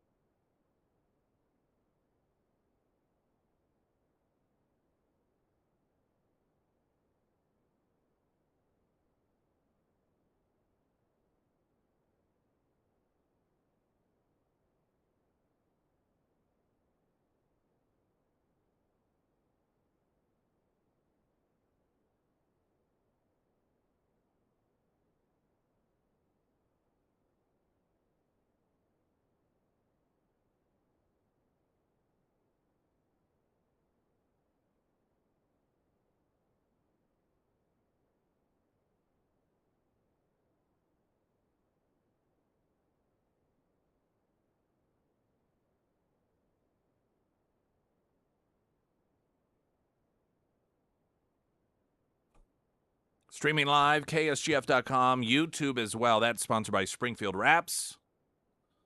Designer of the KSGF studio, Congressman Burleson, joins us this morning. Appreciate you being here. I know you had spoken with us on air out at Scramblers a couple Fridays ago about the Trump trial, of course, since then. I think what most people expected, given the entire purpose and point of the trial, is what occurred, and that is a handful of convictions there. And it seems like even a lot of people on the left recognize that it will be overturned, but what they are looking for, was the ability to label Trump a felon, and that is something that apparently is worth a lot of money, over $200 million, according to his campaign has been raised, much of it small donors, 30% of it coming from people that apparently haven't been donors to presidential causes in the past.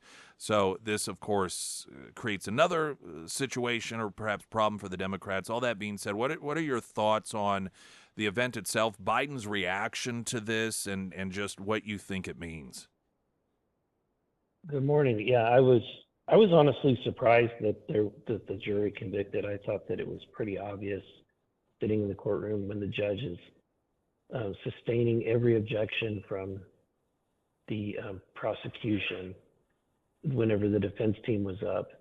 I would have thought that the jury would have saw through all of that, or at least that there would be somebody who was reasonable on that jury. But the way that the judge handed down the instructions, it basically eliminated for anyone who might, that scenario where you have the 12 angry men, where you have one person who has a reasonable head on them, because the way that the instructions were is that if it just takes 4 people for any one conviction, so long as everyone agrees to a conviction. And so it's just I didn't know that you could even do that. I think it's pretty crazy, but it's New York, and they've really thrown our justice system in the trash. And to your question about Joe Biden, I think it's highly, highly shameful that he would even comment, right? Like anything that he says puts his fingerprints on this case. And if I were him, I would have tried to distance myself as much as possible, but instead he couldn't help himself and he chimed in. Well, and that smirk that is being used in, I don't know if it's an RNC or a Trump campaign ad, but it's already being utilized when he was asked about the label of Trump as a political prisoner. He stops, he turns around and gives a smirk as if he really genuinely was auditioning for the evil villain in some sort of film. And it may be the most honest expression that we've ever seen from the guy. Yeah, it was a pretty evil looking smirk for sure. I have this, I wouldn't say it's a theory, but a thought, as everyone would speculate what was going on in that jury room. And there was some thought that given there were 2 attorneys on the jury, that somehow would work in the favor of Donald Trump, given the fact that there is so much that attorneys watching this play out are saying this is crazy, this is wrong, this is going to be overturned on appeal. And I could potentially see a scenario play out in which you have all of this confusion because of the 54 pages of instruction, yet they're not given the pages, so they have to go off memory, and just the very confusing nature of it. Having one of those attorneys tell everyone, look, this is going to end up going to the appeals court. We're attorneys, we can't figure this stuff out. The safe bet here is just find them guilty on everything and then let the higher court sort it out. And giving them this sense of confidence that even if there were some that were conflicted, they hated Trump, but they really truly wanted to do the right thing, but they couldn't figure it out because of how convoluted. I mean, you see these constitutional experts like Jonathan Turley and others on air that are seemingly confused by everything that's going on and can't figure it out, and that would be almost an easy way out for somebody on the jury that wanted to do the right thing to just say guilty, and then that would go to the appeals court, and you have the confidence, or at least tell yourself that, well, then they can sort it out. They're the experts. And I can't help but wonder if there wasn't potentially that approach. Yeah, and I think that having two attorneys on the jury pool, those two attorneys would have massive sway on everyone else, right? Because at the end of the day, no matter what environment people enter into, there's a group think that can occur, and in a jury, there's definitely a group think that happens. And I think that when you've got two attorneys, if those two attorneys just happen to be anti-Trump, then they're going to probably sway the rest of the jury. We're talking with Congressman Burleson. What? Also curious your reaction when Biden was asked if he had any concerns that this could turn around on him one day and that he could face political prosecution. His response was no, because, well, I haven't done anything wrong. Oh, okay. I think that he's so delusional. I think that he's a serial liar. I think he believes that the things that he's done are innocent. I think that in his mind, it's just been the way that he's conducted business and the way his father conducted business. Did you see the New Yorker article that came out about, and it's a really long read, but it's about the history of the Biden family and how the Bidens are not, this middle class, icon. If anything, they're closer to the Vanderbilts. You've got a history where Biden's great uncle, during World War II, got a military contract to basically create asphalt roofing shingles, and then he slow walked the contract. So he basically took the money, held on to the money, and then eventually produced the product after the war was pretty much over.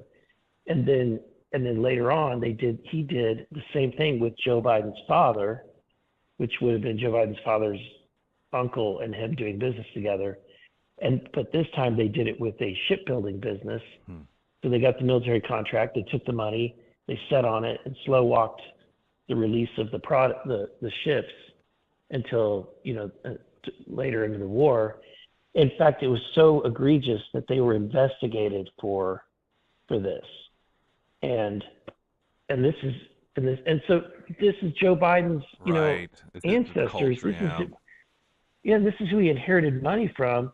And when people say, "Oh, middle class Joe raised his kids in a 10,000 square foot home that had a ballroom." I mean, he's got multiple homes across the country. Yeah. I don't know too many people that live the lifestyle of quote unquote middle class Joe. But yet all of everything that he's had has come to him. And then he's been a senator for so long. When you look at the way that Menendez conducts himself, Joe Biden it's not that far off. Right. That, these dealings where you create relationships with foreign entities and then they somehow gift your family a diamond. And in Menendez's case, they gifted him a gold bar. Yeah. What's the difference? Right. No, I know. I mean, Menendez must be saying, "Are you kidding me?" I mean, well, and then the car for Hunter Biden, and yeah, I mean, it is. It's the same.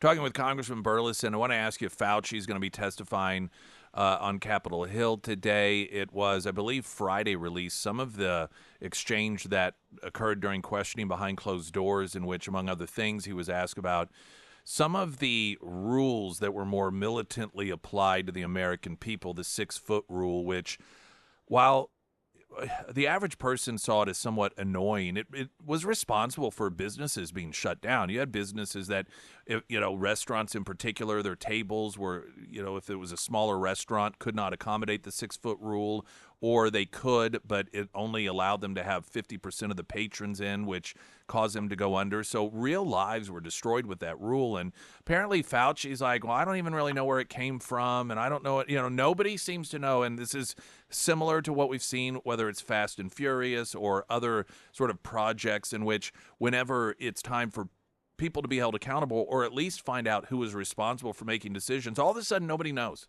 No one knows where that order came from. No one knows where this came from. And when it comes to masks, when it comes to the 6-foot rule, apparently Mr. Science all of a sudden is clueless as to where any of this came from. What are your thoughts on Fauci? I think that the guy. I mean, honestly, I think he should be put in prison. Right. All of these decisions had huge impacts on us for years, and this guy got to go to baseball games and sit in, now you wear a mask, but he sit in a nice seat at a New York Yankees game, while the rest of us were in lockdown. He got to tell us, how many boosters we had to have, and all this, which it may not have impacted everyone, but if you worked in healthcare, that meant every time Fauci spoke, you had to get a shot, basically. Yeah. And so this guy, and the fact that he and his cohorts hid the emails, and they did everything they could to kind of to avoid any FOIA requests, is really telling and very startling. And I think that his business relationships, the fact that he gets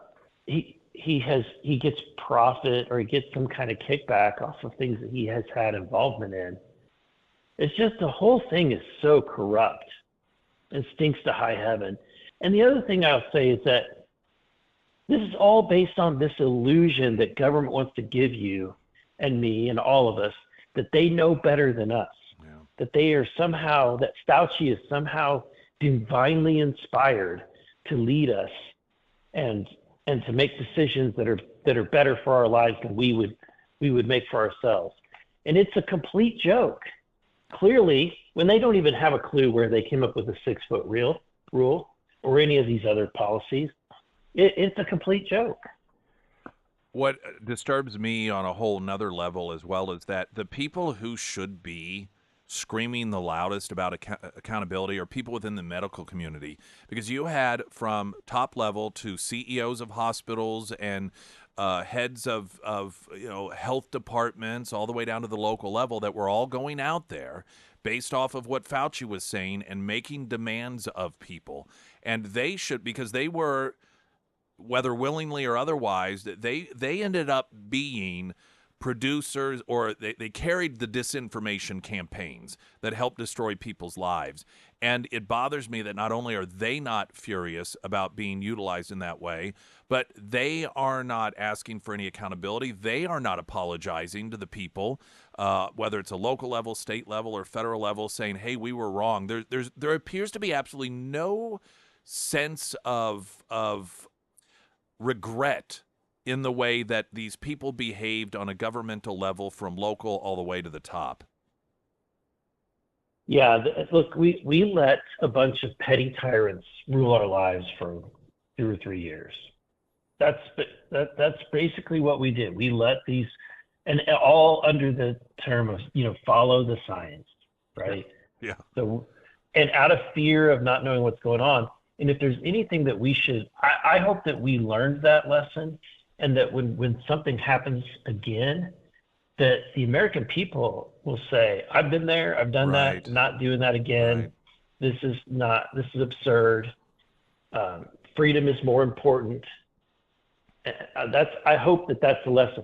Now, as an elected official, especially when you are, so there's 2 types of elected officials, folks. Like there's people that are executive side. So locally, you have the county commission making decisions on the spot, but they have to follow the laws on the books. And the laws, so your legislators or state representatives, state senators, U.S. members of Congress, they can't they can't make executive actions on the spot, so they can't execute the law. Really, in a way, you can only look back at Monday morning quarterback and then decide, okay, if this were to happen again, how should we do it better? And I'll be the first one to say that while you've got people like me fighting to try to take away some of those rights of these tyrants like Fauci, unfortunately, we haven't been all that successful in taking away some of those powers on the state level or the federal level. And I think that's unfortunate. Congressman Burleson, always it is a great pleasure, and hope that you have a great week. Thank you. Thank you, Nick. You too. All right. Springfield's Talk 104.1. I'm Nick Reed.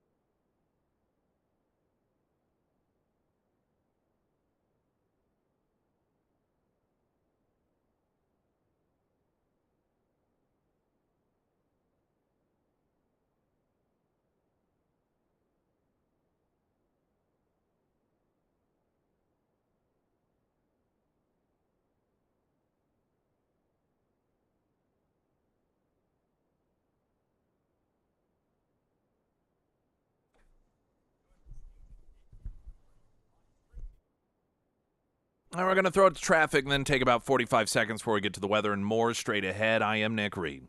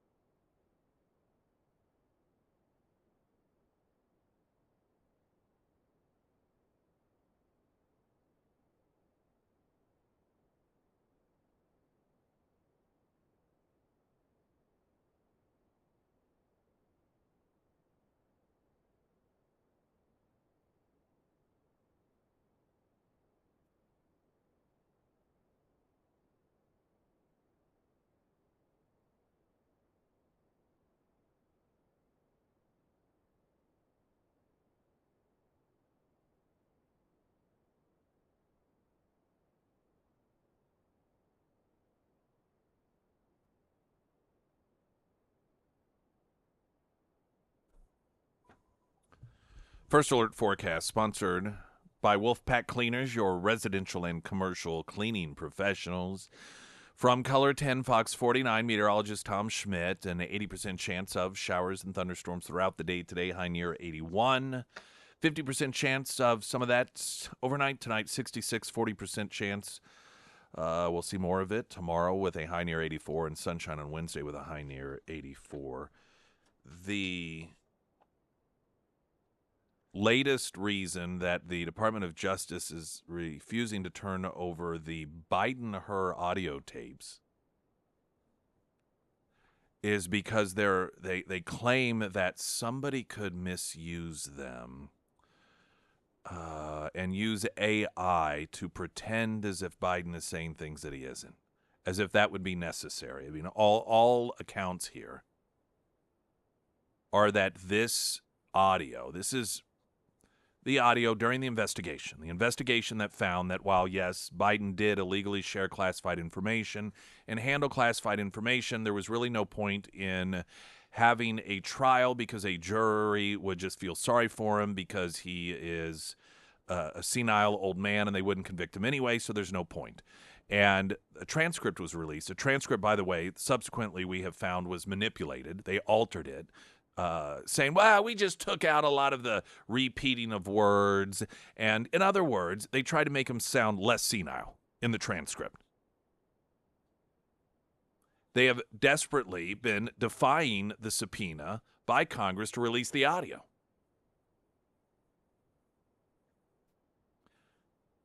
Some may say, well, they will say, they do say, well, this is just for political purposes, it's to hurt him. Well, how can it hurt him? Unless he demonstrates that he's senile. But secondly, when the entire reason behind not recommending he be indicted for this or charged with this is because he's senile, then we deserve to hear the evidence of that. You can't, on one hand, try and block a subpoena based off the idea that, well, you're just going to make it try and sound like there's something wrong with him mentally, while using that as the reason to not put him on trial for these crimes. I mean, in a thinking world of honesty and law and order, you can't, but in the Democrats' world, of course, you can, because that's exactly what they're doing. They also they keep changing their reason for this. At one point, they absurdly claimed that it would reveal their it could potentially reveal the way that these investigations are done. And so that was the reason for not releasing the audio. The latest town hall, the audio recordings of the interview special counsel Robert Hur conducted with Joe Biden stemming from his investigation into whether the president mishandled classified documents remains under lock and key. Biden invoked executive privilege. Of course, if this were Trump, this would be called obstruction of justice. He'd be impeached for it. When pressed over documents relating to the Obama, when he was pressed over documents related to Fast and Furious, the reasoning behind the refusal there with attorney, let me stop and restart this reading here because it's written a little complicated. Biden invoked executive privilege, abusing that power like his former boss Obama did when he was pressed over documents related to Fast and Furious. Okay. The reasoning behind the refusal was troubling already, with Attorney General Merrick Garland essentially saying the Justice Department could ignore subpoenas that they find disagreeable. Now, they're saying artificial intelligence could alter the audio recordings via Politico. The Justice Department is seizing on an increasingly common fear as it fights to prevent the release of the audio of President Joe Biden's interview with special counsel Hur. It could spawn deep fakes. This is from Politico. The concern, raised as part of an oversight court filing late Friday, is the latest step in a multi-pronged legal battle aimed at forcing the Justice Department to release the audio which Biden claimed executive privilege over last month. Quote, the passage of time and advancements in audio, artificial intelligence, and deep fake technologies only amplify concerns about malicious manipulation of audio files. If the audio recording is released here, it's easy to foresee that it could be improperly altered and that the altered file could be passed off as authentic recording and widely distributed, the department wrote in a 49-page filing. Beyond creating AI-generated deepfakes, Bradley Weisheimer, an associate deputy attorney general at DOJ, argued in an affidavit included in the filing on Friday that releasing the audio would create a substantial risk to the malicious actors, could alter the recording, for example, insert words that Biden did not say or delete words that he did say. Okay, so essentially what they're arguing is an argument here that can be used as a blank check to refuse to release anything that they don't ever want to release. Anything. Well, somebody could use it to create fake information.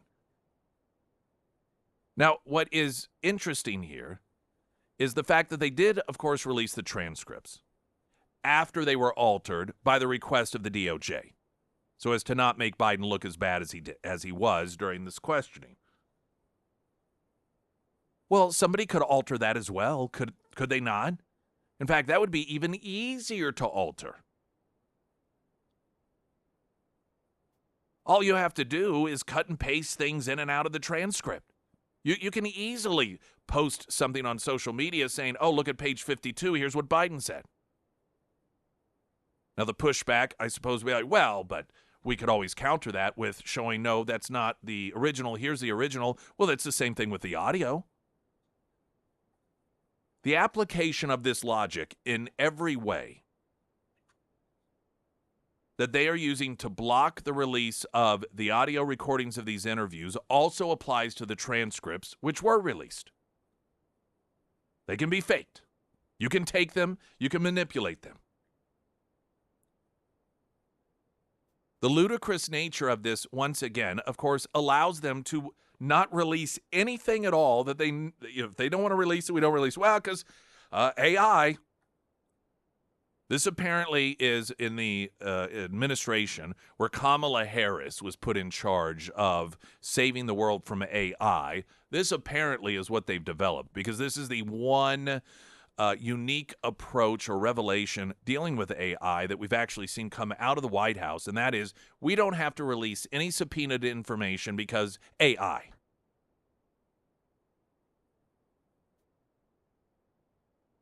We all know why. And perhaps even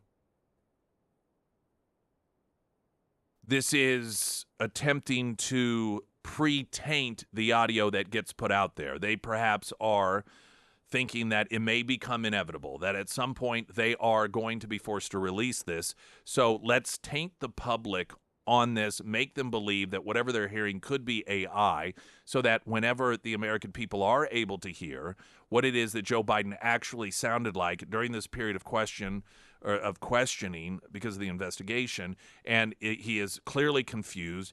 It is something that audibly is frightening to hear, recognizing that this person has not only been the president for the last 3.5 years, but there are many who want him to continue on for another 4 years beyond that they can then say, well, deep fake AI, what you're hearing, you don't actually know that that's actually the truth. This is why, after all, we didn't want it released. So it's essentially to taint the public opinion jury pool should they have to actually put it out there. But if they find that this works, what a fantastic excuse to be able to use. Anything that's subpoenaed. Well, AI. Can't do that. Somebody may use AI to create fake audio, fake video. Can't do that. Of course, many of us then think, well, turnabout's fair play. And next time a Republican is in the White House, then he or she can do that. But we also know that it doesn't work that way, does it? Because two different sets of systems, two systems in play. Not only are Democrats allowed to do what Republicans aren't, but then Democrats are allowed to falsely accuse Republicans of doing the evil deeds that the Democrats are actually doing. Like trying to imprison political opposition. Springfield's Talk 104.1, I'm Nick Reed.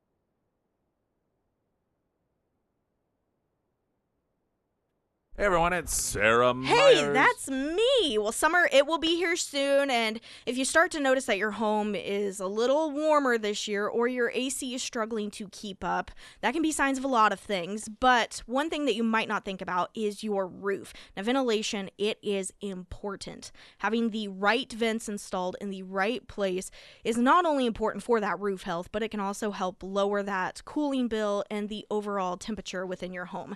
So, when it is time to have that new roof installed, you need the professional roofing companies that know and understand the importance of picking the right materials for your home. And that is why I love to recommend Josh and his team over at the Pyramid Roofing Company. Now, my old roof, it had like 3 different types of vents installed, and they were actually working against each other, and it was causing my shingles to deteriorate faster. I was having issues in my attic, and my AC, it was just having to work harder than it should have been. And since I've had my new roof installed, I've noticed a temperature shift in my home, and that heating and cooling bill has actually went down, and that's all thanks to the Pyramid Roofing Company. So if it is time for that new roof, you can give the Pyramid team a call today. You can find all of that contact information under the Sarah's Endorsements tab at ksgf.com.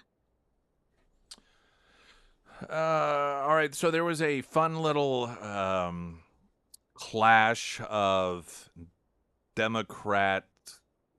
demographics, if you will. This was was it Boston? No. Some event. It was a Philadelphia. Here's where it was, Philadelphia. And this was a big old gay pride event parade, and it was blocked by the anti-Semite wing of the Democrat Party. So a bit of a conflict there. Pro-Hamas protesters clashing. Videos emerging showing the two sides meeting head on, with some holding signs rather reading "No Pride in Genocide." Half-naked men in bondage gear can be seen trying to escort the parade around the anti-Semitic wing of the Democrat Party. There appear to be some pushing and shoving as well. Now, you, of course, have organizations like Queers for Palestine, and this is the result of being a political party that takes these groupings of people and tells them, all right, here's where you are, here's where you are. And then when there is a conflict between the two, the reality of the conflict. And while the anti-Semitic wing of the Democrat Party has done a relatively decent job of getting the pride factor, if you will, to believe that Gaza would be a wonderful land for them. It would be just a wonderful place, and they should support that sort of environment for the LGBT community. There are some that recognize that there aren't many places that are more dangerous on this planet. There may be some as dangerous, but not many that are more dangerous than being in the LGBT community in Gaza. In fact, most those who are able to flee to Israel, where all the Jews are, which is sort of an interesting scenario given that we're told that that's the horrible place that does not respect human rights. So to watch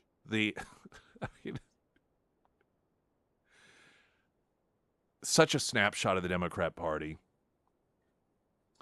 you have angry anti-Semitic individuals, many which are donning fake blood, particularly on the hands, which is symbolism of a Palestinian terrorist who with his bare hands murdered 2 Israelis and then held them up for the photographers, and there were photos taken. And so anytime you see those bloody handprints, or you see some Hollywood celebrity wearing a little pin that is a bloody handprint, it is essentially, it's a representation of a anti-Semitic individual that with his bare hands murdered 2 Jews. I mean, you might as well wear a swastika because the messaging is exactly the same. So you have that wing of the Democrat Party here coming to conflict with the wing of the Democrat Party that are men in bondage gear. Now, to this instance, they do legitimately, as a party, have the ability to argue diversity. I will say that. When you are able to convince people who murder gay, lesbian, transgenders, and others, so you can craft those people and bring them into your party, while at the same time the very people that they want to murder, you also get to be activists for your party. You do have to give them something for that, because that really is a demonstration of tremendous diversity within the Democrat Party.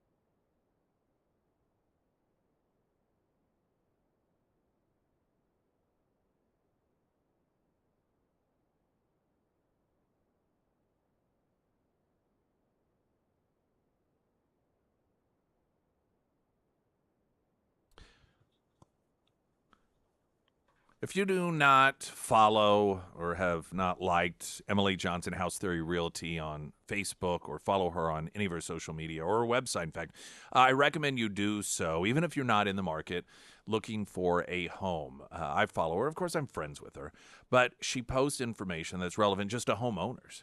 Not simply someone who is looking to purchase a home.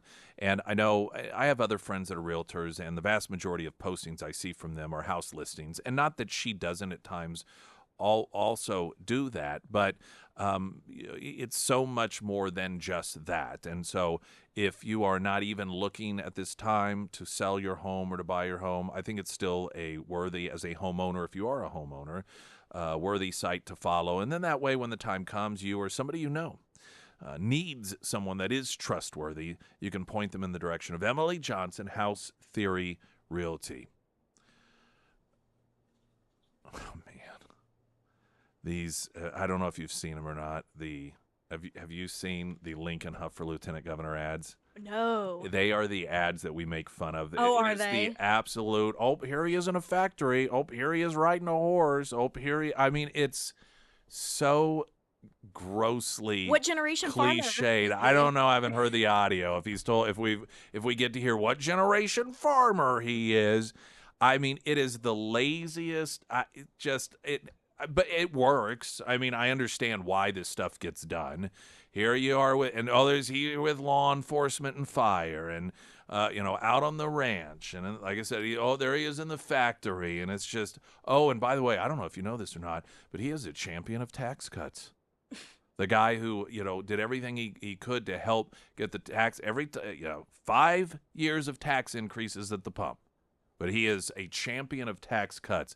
I have grave fears that he is going to win the nomination, which means he will be lieutenant governor, and God forbid governor of this state. I mean, it's just,